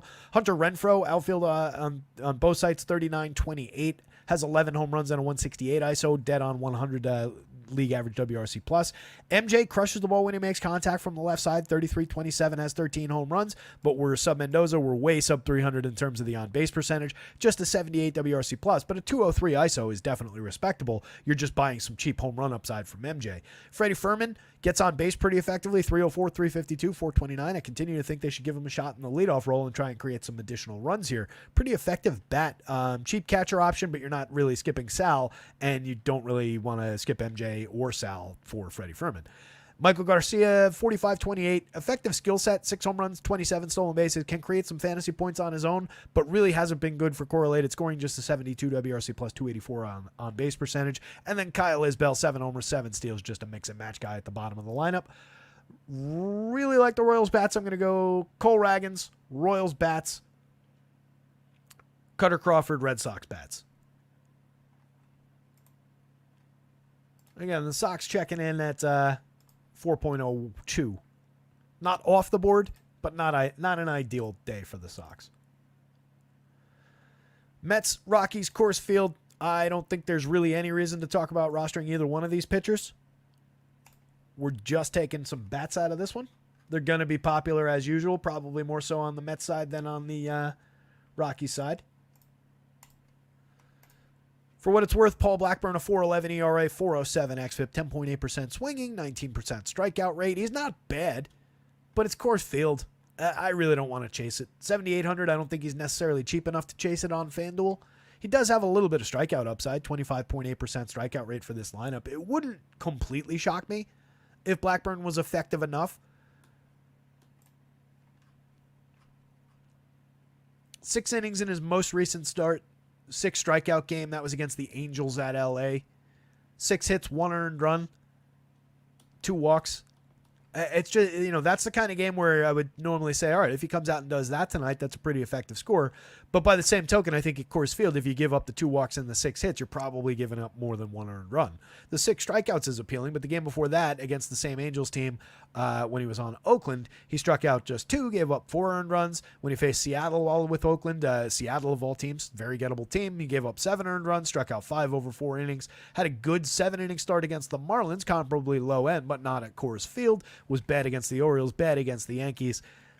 I don't think we need to go to Paul Blackburn at 60, even at 65, 78. Maybe a few darts here if you're desperate for bargain bin shares. He probably is your number 2 in the bargain bin. Maybe it's Gavin Stone. Neither one of those spots is good. I don't really want Stone against the Phillies any more than I want Paul Blackburn against the Rockies in Coors Field. Feltner is also, not terrible, 20.1% strikeout rate, a 4.97 ERA, but that's offset a little bit by a 4.16 xFIP. It's just, do we really want to go to Ryan Feltner against the Mets, who, despite being the Mets and having that in the mix, do have a lot of potential, do have a lot of numbers showing, are the top stack on the board, are the highest implied team total above 6 runs, 6.12 runs today. Doesn't feel like a comfy spot for Ryan Feltner. At 5,800, if you wanted to throw a few darts at his 20%, 1-5 strikeout rate against their slightly above 1-5 strikeout rate, good luck to you. I don't think he's the right pitcher to do that with, even at price. Lindor, top of the Mets lineup, 6,100, 4,500, perfectly fine to pay those prices for Frankie Lindor at Coors Field. Once again, actually, it looks like DraftKings caught up a little bit. Nimmo 55, Alonso 56 is a little bit more expensive than they had those hitters yesterday. That said, Jesse Winker for just 42 against this guy, that's a bargain at Coors Field. It kind of offsets the increasing the price for Nimmo and Alonso. But the Mets are slightly more expensive than they were yesterday, I think, on DK. And then it's basically the same as they were on FanDuel. No JD Martinez, but you get Jesse Winker in that 3 spot. 4,200 for him, 3,300 on FanDuel is also very, very cheap, but it's cheaper on DraftKings against that cap. 122 WRC plus for Winker this season, over 395 plate appearances. He's gotten on base at a 369 clip, 11 home runs, 14 steals. He's been a really interesting DFS contributor all season long from a hitter who was very good a couple years ago and then just had a couple injury and transaction marred strange seasons in the mix. But very good multi-category contributor. Brendan Nimmo, another very high-end lefty off the top, 5,500, 3,900. Effectively priced, that's about where he belongs in Coors Field. 16 home runs, 11 steals, 178 ISO, and a 123 WRC+. Somewhere between the power and the on-base percentage, he's perfectly fine to play in any slate, in basically any matchup.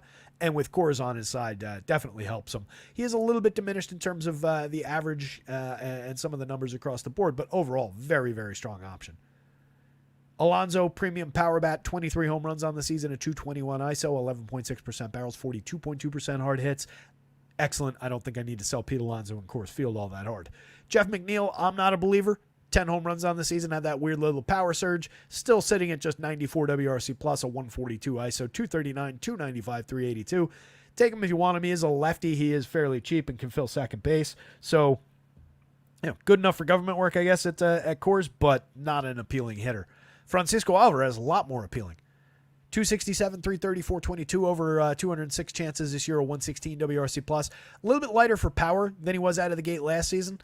5 home runs, a 155 ISO over 206 chances is not exactly the guy who hit 25 and had a 228 ISO over 423 last year, but he's a much better hitter than that guy was right now. Still hitting the ball fairly hard, 40.6% hard hits. Strikeouts are down a little bit, walks are up very slightly. He's just putting better bat on ball in terms of consistency this year. The power will come back. I'm not worried about that. Ben Gamel putting really good bat on ball over his 18 plate appearances, but it's been completely empty, and he's not this good, so everything will probably come down even further. Not a good option. Just a lefty, a mix and match quality outfielder from the left side of the plate. He does have power from time to time. Nothing last year. 9 home runs 2 years ago in 423 chances, but a mediocre 137 ISO. Tyrone Taylor is a mix and match player. We prefer him against lefties, but at 34, 3,000, I'd rather have Harrison Bader down there. But he's capable of delivering similar mixed counting stats, 6 home runs, 7 steals, and 250 chances this year. On the Rockies side, Charlie's an effective on-base option, 330 on base, just a 91 WRC plus on the season, though. Benefits from Coors, benefits from facing Paul Blackburn from the left side of the plate, and he's not expensive at $4,500 on DK. $3,400 is probably a little bit more than I want to pay for Charlie on, if I'm being honest. Ezequiel Tovar, $4,500, $3,700. I'm happy to have him at $37 on FanDuel, at $45 on DraftKings. That's an absolute bargain. 18 home runs, a 192 ISO, 98 WRC plus, going up against a mediocre righty who gives up a fair amount of power. I could sign up for some Ezequiel Tovar shares on the DK slate. FanDuel, again, tougher to reach. So is Brenton Doyle. 5,000 DraftKings, $3,700 on FanDuel. 19 homers and 21 steals, 203 ISO, 105 WRC plus from him. These two are your absolute priorities. And then I'm a big Michael Talia fan, as you guys know, and Ryan McMahon in the middle. So you've got kind of 4 must-haves if you go to the Rockies. Whoops. It's those 3 and Talia. And then I think Brendan Rodgers is effective enough that you can deploy him. He's slashing 271, 317, 403. He's created runs 14% worse than average and hasn't hit for a lot of power with a 131 ISO. He's hit 8 home runs. What I like about him, he's around league average for strikeouts, only walks 5.9% of the time. So this 45.1% hard hit rate comes into play more often than not. That's a very good hard hit rate. If he could find a few more barrels, he'd find a few more home runs, and he'd look like a lot better of a power hitter. He'd also probably find a few more doubles along the way. So I think there's enough quality that you can mix him into your cheap Rockies stacks if you want him. And the point I'm making here is just to illustrate, with those 4 must-haves, you've got Rodgers, who I think is effective enough. If you want to go to the lefty, you've got Charlie up in the leadoff spot, who gets on base at least at an effective clip, has not created runs above average, but capable in any given slate of giving you a handful of runs. He even has a little bit of power against a bad righty. Chris Bryant, you're just kind of riding track record with Chris Bryant, but you can't convince me that he's not at least a mix and match piece at Coors Field for 4,000, 3,000 against Paul Blackburn. 2 home runs in 138 plate appearances, a terrible ISO, way below average WRC plus. I get it. He's been bad, and he's been bad for the last couple seasons when he's been healthy at all, which has not been frequent. But as a mix and match 5th man into my stack, I feel like I could do worse. Elias Diaz, 3,400, 3,000, slashing 275, 320, 387. 83 WRC plus, not great. 5 home runs, not great output. 3.9% barrels and 32.6% hard hits. You're just taking a low strikeout, low walk, so high contact frequency option at the catcher spot for a fair price. But he could put the ball in play against Paul Blackburn a few times, create some runs, be effective. And then Jake Cave is in the 9 spot. I guess if I'm saying all those things about Chris Bryant, you could stretch that down to the 9 spot for Jake Cave. More of a mix and match outfielder, pretty low quality, but he's cheap. It's just you're at the bottom of the lineup there. But the point is, 4 must-haves and at least 4 effective, click in for the 5th share in there. Anytime you take one of these 4 out and put another, put 2 of the 4 remaining 5th men in, that's starting to get complicated. You take out 2 of these guys and you put in 2 of the 5th men. But anytime you do that, I think you are diminishing that Rocky stack a little bit. If you're building out 150 Rocky stacks, obviously you're doing that a bunch of times. And they are still somewhat effective there. But if I'm building 1, it's those 4 plus 1 of those other guys, and I might be able to I might go to Brendan Rodgers there. A little bit more challenging to get to him at 34 on FanDuel. In that case, I might default to go to like Chris Bryant, just for the discount, the $400 discount. At 38 on DraftKings with Bryant at 4,000, Rodgers is not uninteresting. Mets bats, Rockies bats. Neither pitcher, but if you had to rank the pitchers, it would be Paul Blackburn over Ryan Felder. It's probably the opposite in this game. I think it's pitching only in this game. No lineups yet for this one. Tariq Skubal, premium lefty, 10-1, 11-1 across sites. 136 and a third in 22 starts. Dynamite depth of start. 2.57 ERA with a 2.83 xFIP. 29.9% strikeout rate. 4.8% walks. 14.5% swinging. 32.4% CSW. Absolutely fantastic. Honestly, the Tigers don't deserve to have him. They do. I hope they restore that team to prominence one day. But Javi Baez doesn't deserve to have him. Let's put it that way. Skubal's fantastic. You can absolutely throw him at the Mariners, a team we've been attacking with pitching all year long and attacking with way, way worse pitching than Tariq Skubal, who's one of the best pitchers in the entire league, let alone with one of the best lefties. This Mariners lineup is pulling a, just above 3.22 implied total against, and honestly, that might be a little bit high. 6-run total for the game matches that absurd game that had 20-mile-an-hour wind blowing in Wrigley yesterday. On the Mariners side, George Kirby, pretty terrific on his own right. A 2.8% walk rate over 136 innings, 23 starts. Another guy who gives you tremendous depth of start. You can see these guys basically matching output, but Skubal's done it in 1 fewer inning. So you get a little bit more average depth there, but Kirby's very good at pitching deep into games. 3.04 ERA, 3.42 xFIP, 1.0 whip on the nose, 11.4% swinging. 26.5% CSW could improve a little bit, but it's not like he's walking anybody. Needs to find a few more strikeouts to hit like ace level. He's maybe next tier down kind of ace, but very good. Very good at inducing weak and medium contact. 2.02% home run rate on the season. Kirby's terrific. Last time out for Kirbs, 5 1/3, 2 earned runs, 7 hits, 2 strikeouts. That was a weak one. That was at Fenway. We can forgive that a little bit. Still effective, but not a great outing. Against the White Sox at Chicago, 7 strikeouts, 6 hits, no runs, a walk. 6 strikeouts, no walks, 1 earned on 4 hits over 6 innings against Houston. Outside of that 5 1/3 against the Red Sox at Fenway in the most recent start, he had been on a stretch of 8 straight starts in which he completed the 6th and delivered the quality start. That was interrupted by a 5-inning game in which he only gave up 2 runs and struck out 9 all the way back at the beginning of June. Prior to that one, he had made 4 starts in a row of at least 6 innings, although he gave up 5 earned runs in 2 of those. It was against Washington and the Orioles on a swing through the Delmarva area. So point being, George Kirby, pretty terrific looking at 8,800 on DraftKings. I can't imagine he's going to be at all low owned. He's probably super popular. Yeah, he's your most popular DraftKings pitcher. Makes total sense to me. Tigers checking in below 3 runs implied, 2.85 implied runs for a team with a 25.9% strikeout rate for this projected version of the lineup. So Kirby believably has significantly more strikeout upside, and he doesn't give any free passes. He doesn't give many hits, and this team doesn't collect many hits. They have a collective 283 on base percentage for this projected version of the lineup. It's terrible. Collective 84 WRC plus for this version of the lineup. That's fed a little bit by a 140 for Bly Madras over 42 plate appearances. If we take only the guys above 100 plate appearances, that becomes a 77 collective WRC plus. When we say the Tigers lineup is bad, the Tigers lineup is very, very bad. If you're choosing mistakenly to roster Tigers against George Kirby, you'll be out on an island ownership-wise. You'll be taking an angle into the slate, most certainly, but Kirby does not give up many runs very often. 43-28 from Matt Vierling. 13 home runs on the season, 181 ISO, 100 WRC plus on the nose, puts him at exactly league average run creation, and he's like their second best hitter. Their best hitter, Colt Keith, is at a 97 WRC plus. This is their best hitter in this version of the lineup, by the way. Riley Green's their best overall hitter. 11 home runs on the season for Keith, 139 ISO. An up and down rookie year, but has been able to produce pretty big numbers in some spots. But the power is going to come around as time goes on. Right now, 38-27 makes him effective from the left side of the plate as a cheap angle into the slate if you're stacking Tigers already. But he's not one you're rushing out to roster. Rushing out to roster Tigers for.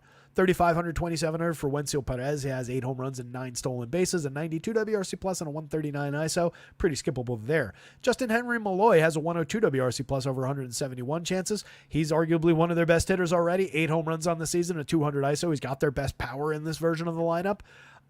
Give him some more plate appearances, he'd be tied or ahead of Matt Vierling and Colt Keith for home run output if he kept up this pace.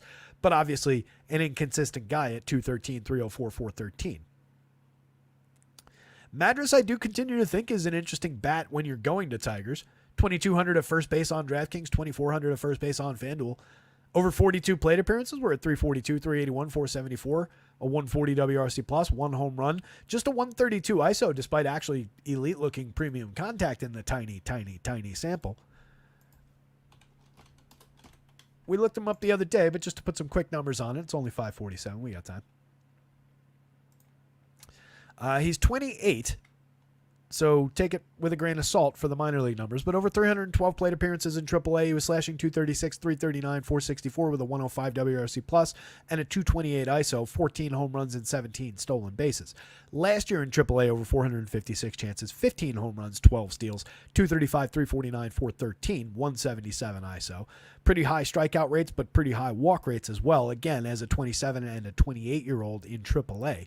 In his 123 plate appearances they got in the show in Pittsburgh in 2022, he hit 1 home run slash 177, 244, 265. Just saw 30 plate appearances with the Stros last year. Didn't do anything in them, like literally. So we're probably just dealing with like a quad A talent, but it is a quad A talent with the ability to drive the ball effectively, the ability to draw a walk, but also the ability to plug a pretty firm zero in your lineup. It's really just a spot where, hey, here's another cheap, really low-owned bat when I'm already going to Tigers. I would consider him a priority in that situation and in no other situation. It's probably like 1, 2, 3, 4, and then pick between Wenzel Perez and Parker Meadows if you're stacking Tigers, but don't stack Tigers. Parker Meadows has been pretty bad over his 106 plate appearances. Supposed to have some ability, 4 home runs, 4 steals, a 194 ISO is at least respectable in that small sample, but 75 WRC plus not appealing. 12.3% barrels is appealing, 11.3% walks is appealing, but 34% strikeouts is not. A less count of how many things were appealing and how many things weren't. Javi Baez is just bad. Don't play him. Zach McKinstry, 28-24. I mean, if you build 150 Tiger stacks, you're obviously playing him, but he's just really bad. 181, 220, 276.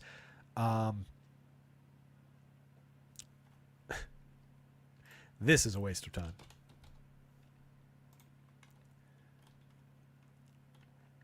He has 44 hits this year. That's almost like $500,000 a hit. I think he's making like 26, right?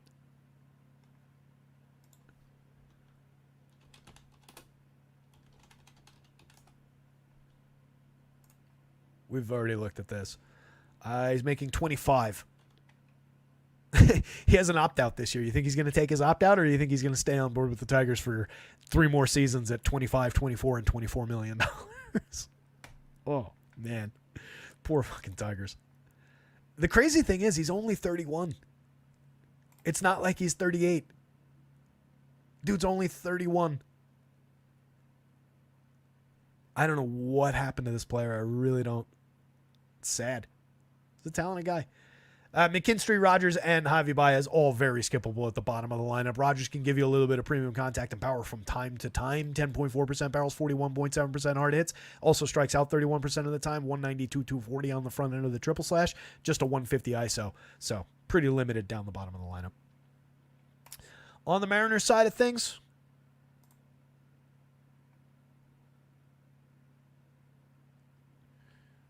Trey's saying, just with Ray doing what he did last night, Peralta has the talent, 25% strikeout rate versus righties for Atlanta, 10 Ks versus last night as a team. Yeah, Atlanta strikes out a ton. Peralta's got a great upside. Mom, but we talked about Fede already. I don't like him at all. I do not think he's getting ownership because he's cheap and it's an expensive pitching slate. He projects there. But I even illustrated it when I was talking about this, and I'll do it one more time. At his price, particularly on FanDuel, where he's not crazy popular, but is more popular than I thought he'd be. And even here at 77 versus like 81 for Crawford in a bad spot versus 85, most particularly for Freddie Peralta, 88 for George Kirby in a spectacular spot. Even without the way I put it a lot of times is, look, there's not a lot of daylight between this and that. That's a strikeout and change. On FanDuel, it's literally a strikeout. But Fede does not have that ability to go find those bonus strikeouts. He's not good at striking hitters out. The Rays are a bad strikeout team. They could feed him and help him get there. But it's not one of those spots. His ceiling does not equal the ceiling of all of these guys. His median is close, but these guys are rapidly going to, they're faster, so they open up that gap a lot bigger if it was a race. And Fede eventually crosses the finish line with maybe around this median, but that's all he's giving you. Fede's going to give you in that race your expected time within a margin of error. Those other guys could come out there and give you a Usain Bolt race. Why I'm making a racing analogy about this, I have no idea. It's Olympic time. If you're going to Mariners bats, Victor Robles off the top. Definitely an interesting bat, but not against Tariq Skubal. 382 on base out of him, 14 stolen bases, a 136 WRC+. I love seeing him succeed. I think he's a key leadoff bat and an interesting pickup for this Mariners team after washing out in Washington. Didn't mean to do that. Let's just move on. Arosarena, 4,700, 3,100, 16 homers, 16 steals, a 182 ISO, 111 WRC+. Better player than those numbers, 216, 324, 398. If you're buying in on Mariners against Skubal, you are not skipping Randy Arosarena from the right side of the plate. One of their better options today. Cal Raleigh at 10.36 in the home run model. Even Tariq Skubal's ability to suppress home run power can't suppress Cal Raleigh all that much. That said, he's probably more likely to strike Cal Raleigh out 3 times tonight than give up a home run to him. But 16.6% barrels, 51.8% hard hits, 23 homers, and 218 ISO for Raleigh on the season. Shouldn't be ignored in stacks anyway. Justin Turner, Jorge Polanco, both mix and match parts, 31 4,000 at first base and second base on the DraftKings slate, 27 apiece first, third, and second base eligibility across the two players. Both have been very bad to mediocre this season. Turner's been the better of the two. He's getting on at a 348 clip. He has 7 home runs and a 110 WRC+. Polanco, 10 home runs, but just a 134 ISO, 86 WRC+. Been pretty rough. Dylan Moore, a good mix and match player, 4 position eligibility on FanDuel, 2 positions on DraftKings for a cheap price. 9 home runs, 20 steals, a 108 WRC+, a 190 ISO. That's effective, but he's a high strikeout, low average, low on base, so pretty inconsistent guy. A lot of zeros out of Dylan Moore along with the quality games. More of like one of these, kind of players. Mitch Garver, 34-25. Can give you a little bit of home run upside. Also can put a couple zeros in your lineup. Very high strikeout against Tariq Skubal. Just kind of a why would you spot. 12 home runs on the season, a 166 ISO, but a 31.4% strikeout rate. 28.1% over 345 chances for Mitch Haniger. Just 11 home runs, 209, 296, 353, and a 90 WRC+. Been pretty bad. And Leo Rivas hasn't done anything in his 18 chances except flail at the ball with a 33.3% strikeout rate.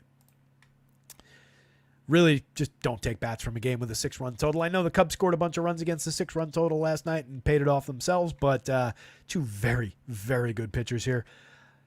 Skubal, Kirby in that order, but it's very close. And neither team for bats, but if you had to rank the bats, it would be Mariners over the Tigers, despite Skubal being the better of the 2 pitchers.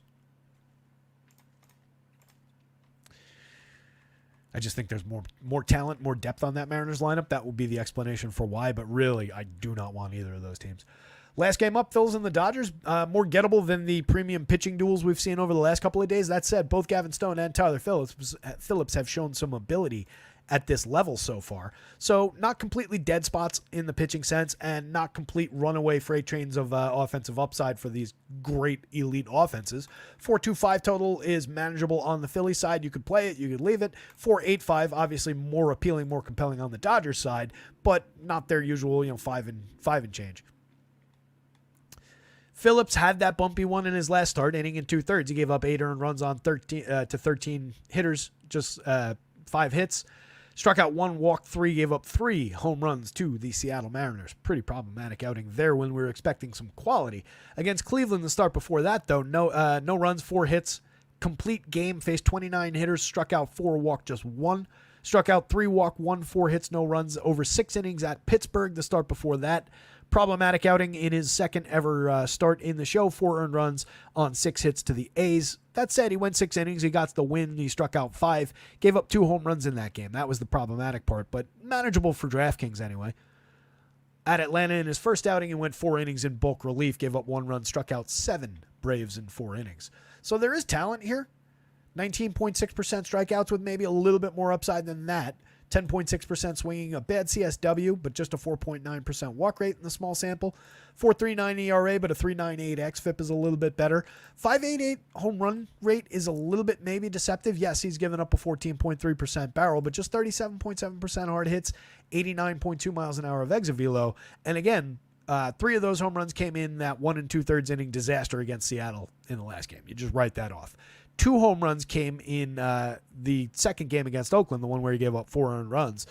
In his other 3 outings, including 9 innings against Cleveland, 6 against Pittsburgh, and 4 innings of bulk relief against the Braves, he gave up a home run to the Braves, but he didn't give up one to either Cleveland or Pittsburgh. So I think this is a little bit misleading maybe. That said, we do have some very believable power in the Dodgers lineup. Shohei Ohtani, Teoscar Hernandez, both over the magic number. 15.6 for Ohtani, 10.3 for Teoscar, plus Freddie Freeman at 7.47, Will Smith at 8.81. Gavin Lux maybe a little underprojected with a little bit more ability than that, but hasn't been consistent, hasn't really put any output together. So on talent, maybe a little bit under on the board there, but results-wise, it's kind of correct. Bottom end of this lineup is still kind of underwhelming. There are still strikeouts there. Maybe it feeds some upside for Phillips. It's just a dart throw at 7,000, 7,700. I think it's playable, but not good, not great. The Dodgers obviously drawing a high total. If I have to take a pitcher from this game, it's probably Gavin Stone, even as good as the Phillies are. 18.5% strikeout rate, a 3.63 ERA, and a 4.19 xFIP. 11.7% swinging strike rate. Manageable in terms of the premium contact. He's actually quite good at inducing weak and medium contact. 87.9 miles an hour of exit velo is totally manageable. 33.9% hard hits. Just a 5.4% barrel and 2.7% home runs. Facing Kyle Schwarber, Bryce Harper, Trey Turner, that mix of power bats, obviously 2 of those guys above the magic number, Turner at 8.39 in the middle. There's some threat there to him, but Stone can get through it. 6,800, I think he's a worthwhile value dart on the DraftKings slate on a day with only 2 or 3 value options. 82 on FanDuel is a little bit tougher to justify. Puts him here. That said, it's probably for me going to be either that. If I can afford it, I'll probably end up taking Cutter Crawford against KC over definitely Eric Fede against Tampa Bay. If I don't go to there and I need to pay for bats, it's probably going to be that, which is not any safer than this is. Doesn't project out any differently than it does. That's problematic, but at least you get more savings there. It's not a bad price for Stone at 82, but if I'm going to go to that caliber pitcher, I might go there. Even that is not crazy out of the conversation. Those, again, are your 3 bargain bin guys on DraftKings. It's just a different price paradigm on the FanDuel slate. I think we are still mostly focused on bats in this game, though. Schwarbs for 56.37 has 24 home runs, a 219 ISO. Strikes out a lot, but also draws a killer walk rate. 27.6% strikeouts is not problematic against the 17.1% walk rate, especially when you're blasting the ball like he does. 12.8% barrels, 54.7% hard hits. Schwarber's an elite 3 true outcomes hitter, and honestly, he's cut 2+ points off that strikeout rate year over year while maintaining the walks and maintaining the power. Pretty damn good.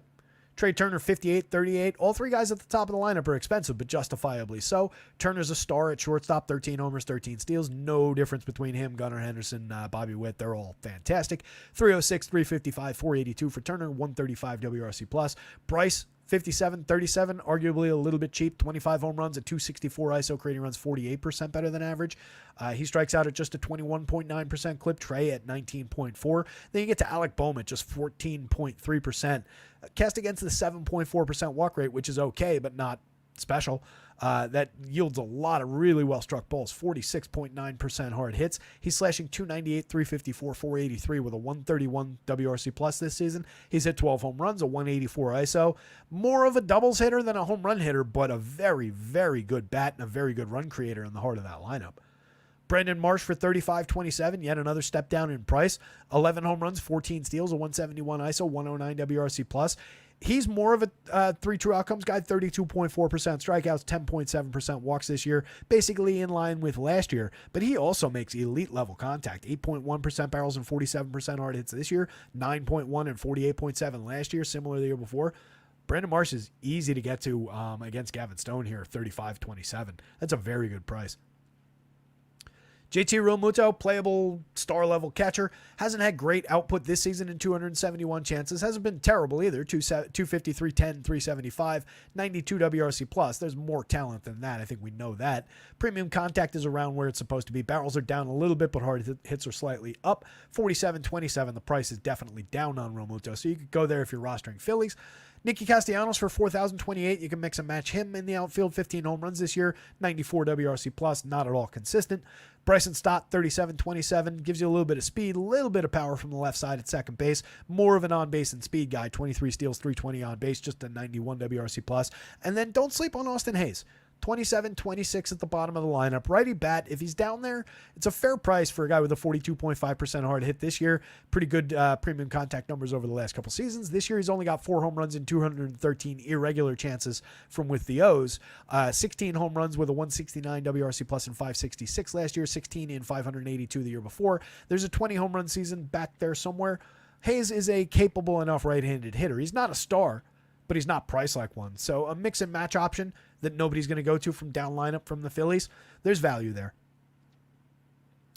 On the Dodgers side, Ohtani, Teoscar, Freeman, and Will Smith, obviously in a world of their own. They're at manageable prices. 67 is obviously crazy high price, 48 for Shohei Ohtani, but it's for Shohei Ohtani, so it's totally justifiable. Teoscar's down to 4,500 on DraftKings. That's way too cheap for a guy with 25 home runs, a 232 ISO, a 134 WRC+. plus. I think I did these yesterday, but to reiterate, why is Teoscar Hernandez priced there? Like, I'm seriously asking. Somebody please explain.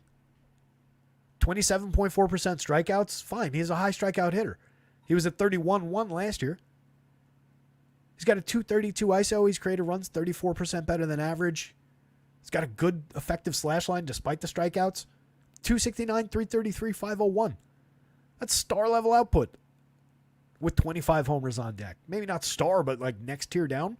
14.2% barrels and 46.9% hard hits. He's just cheap. 35 on FanDuel was correct. Freddie for 55-37, a couple $100 cheap on both sites. 16 homers, a 204 ISO, creating runs 48% better than average. Will Smith for 51, where you don't have to play catchers. 31 where you do, or other way around. 31 where you don't have to play catchers. 51 where you do. 15 homers, a 187 ISO, 111 WRC plus. Excellent premium contact. Gavin Lux fits in at second base for a cheap price, 33-28 across sites. You can play him. 6 home runs, 4 steals. Some of it came over the last handful of weeks. That said, still hasn't really found regular footing, but he's not priced like he has. He hits lefty, so mix and match kind of a bat with a little bit of talent upside. Enrique Hernandez has just been bad all year, 211, 276, 327. If he did anything in the last couple days, apologize when I say all year, but he's been bad all year.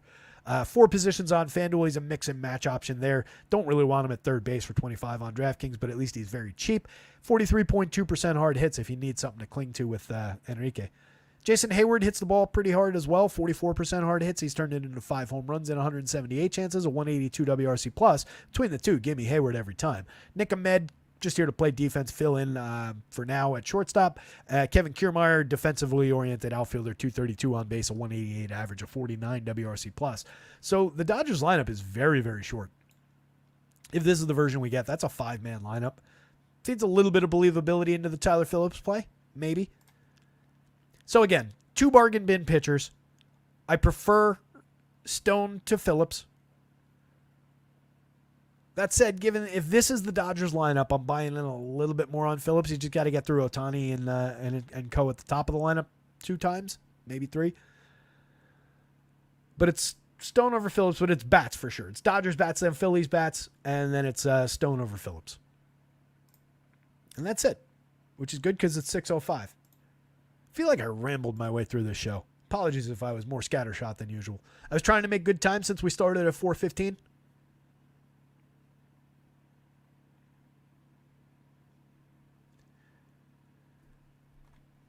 Not sure what you guys are after here. Trey, for me, just hit that, but I would go Dodgers over Phillies, but it's very, very close. Both of those two teams, I'm happy to get either one. I don't think it's all that separated. I just think that Stone is the slightly more proven pitcher, but they're similar lineups, and honestly, the Philly lineup, actually, I'm going to go back and call that a tie. Forgive me for fence sitting a little bit, but the Philly lineup does run a lot deeper. It might push Philly a little bit higher up, given that part of it. It's just Vegas has it the other way around. I don't love flying in the face of Vegas. Just 0.6 of a run difference. But the Philly lineup is definitely deeper. I don't think there's any arguing. This is basically a 9-man lineup with a couple mix and matchers down here, where this is like a 4-man lineup with a mix and matcher and then 4 dead spots. Apologies to Jason Hayward. He's not totally a dead spot. So what that means is there's a monster game coming from the bottom 5 hitters in the Dodgers lineup and nobody else in this game, of course.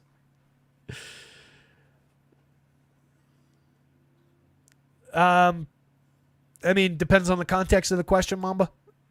My top bet on the Phillies is Bryce Harper.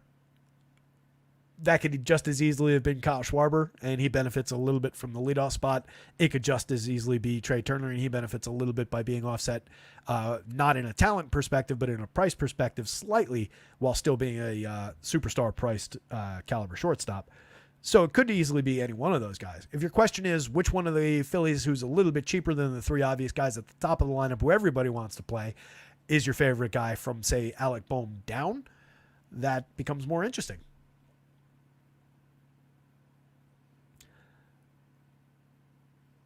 The easy answer would be Bohm, of course, but I think he'll be higher owned than Brandon Marsh. Marsh is very, very cheap, and he's a hitter that I do like a lot. And he gives you multi-category contributions. He gets on base effectively enough to support some stolen base upside.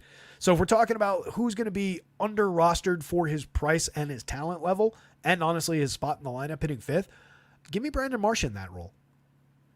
If I'm wrong and the ownership is flipped the other way around, give me Alec Bohm in that role. That's also easy, and we're also just kind of straight lining down from 1 through 5. So it's just, it's again an obvious answer. This is why I don't like who's your favorite bat in that lineup. It's more about like how do the bats combine? How do they combine with other things? I can make an argument for if we're just talking about cheapness and sneakiness, that it's Austin Hayes in the bottom of the lineup. So it really depends on what you're looking for. What kind of a favorite are we talking about? Different players in different spots in lineups at different prices do different things. There's a lot to like, and I think that does help illustrate the point that the Phillies lineup is quite a bit deeper than the Dodgers lineup today. So I am going to officially reverse that and say I like the Phillies a little bit better, just on depth.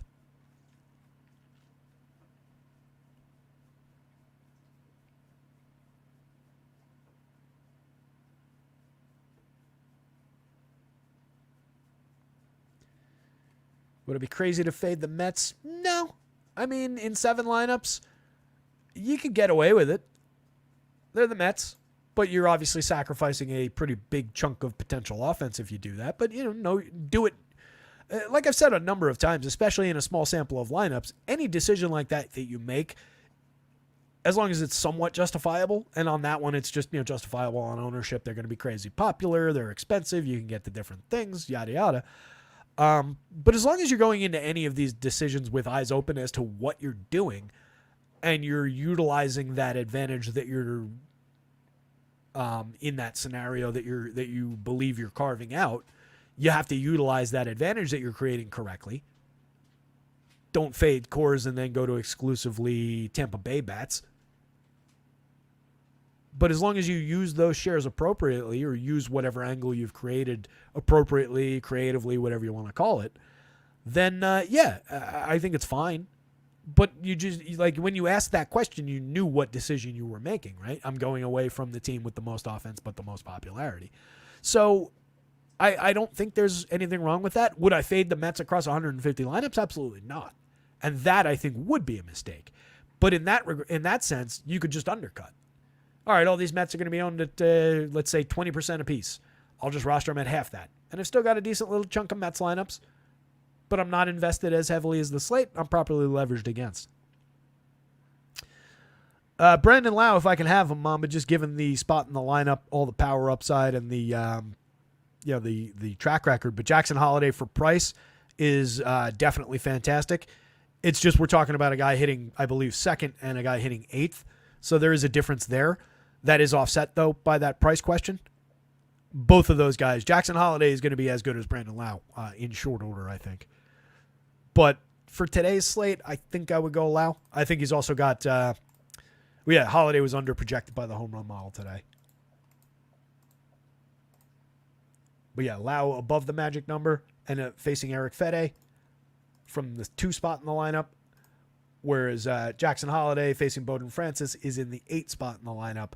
This, again, is not real, but I would probably say, 7, mid-7, mid-8 somewhere is probably the real number. I'll look into what's going on there and try and get that fixed.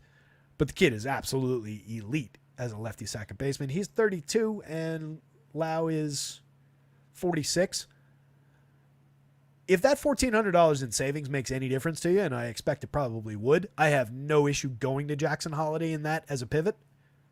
No issue whatsoever, despite the 6 spots lower in the lineup. Just again, like I was saying about the fade the Mets question, know what you're doing. Know that you're doing that as part of your decision, and make sure that you spend that $1,400 well. Scooble Kirby, believable, top of the board. Either one of those guys looked pretty spectacular in what looks like a tremendous pitching duel with 6-run total. Chris Sale could easily run off and hide with the top pitching score on the slate.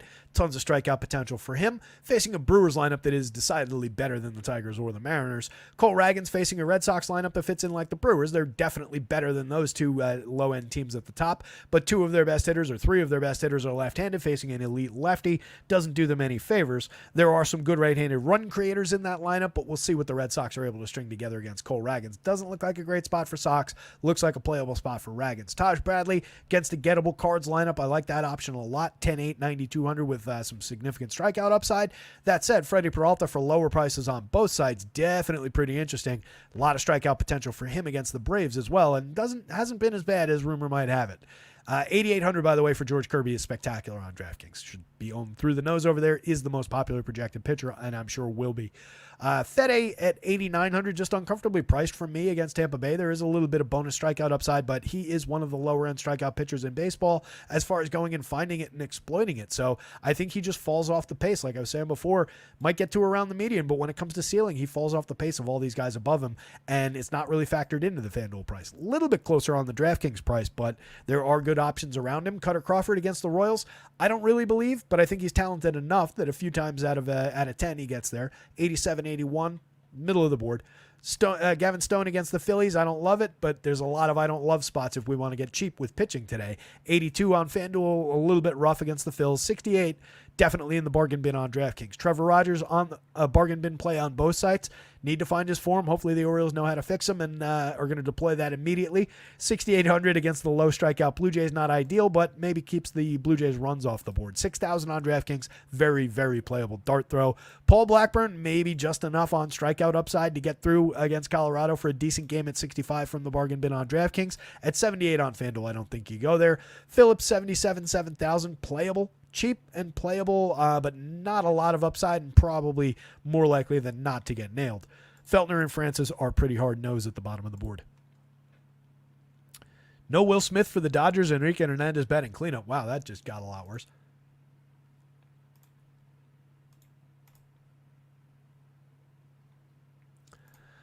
Ohtani, Teoscar, Freddie, Hernandez, Lux, Rojas, Hayward, Barnes, Kiermaier. God, that's a bad lineup. That's a 3-man lineup now for the Dodgers, plus Gavin Lux, whatever he's worth. That is bad. Minor, maybe bump to Tyler Phillips based on no Will Smith in the lineup. If you liked him at 77, 7,000 a minute ago, you'll like him slightly better based on that news. Playable. Definitely playable. These 4 guys are your playable bargain bin. Not a single one of them looks good. Tough pitching slate. me throw the home run board up, and then we will punch out of here. Glad we got through a show today. I woke up not knowing if we were going to have a show today, but I ended up getting through everything in time, and I'm glad we did. Coming up on 6:15. Appreciate all of you guys hanging out. There's your home run board. Santander was the home run pick of the day from the 2 spot. Gunner slightly above him. A lot of Orioles showing some power upside. Some Cards showing a little bit of power upside. Some obvious Dodgers. The Mets at Coors Field, pretty obvious. But as I was saying, appreciate you guys. Hit the like button, show a little love. Hit the subscribe if you haven't, so when you know when these variable time shows go live. Check out our guys over at acemind.io for all your optimization and sim needs. Promo code rotoscouts, all in caps, gets you 20% off your first month over there. Hop into the Discord if you're not in there already. Follow at rotoscouts Twitter handle and like and retweet when shit pops up. It definitely helps out. That and the thumbs. It's really all we ask right now. Both of those things do help out a lot. So hopefully somebody out there has a great night. Yeah, feeling okay, Larry. Just a couple things going on this week, and just didn't get a lot of sleep last night. Went to sleep like with the sunrise, and just woke up a little bit later than I wanted to, and just was behind. So I just didn't know if we were literally going to have enough time to do the show more than anything else. But yeah, I'm all right. But I appreciate the question, pal. Thank you. Trey's got to get back in Discord for football. Yeah, that's coming up more than not. I'll drop a link to the Discord in the chat, Trey. Didn't realize you weren't in there right now. Why'd you leave, dick? There's your link, Trey. That's into the baseball channel, but obviously the other ones are accessible. Preseason football, I believe there's a 2-game slate tomorrow. If I can get my act together tonight, I'll try and get some projections up. No promises. That said, we just hit 2 hours on the show exactly. Let me punch out of here. Good luck out there tonight, gang. Somebody go win something. We'll see you tomorrow for more. Adios.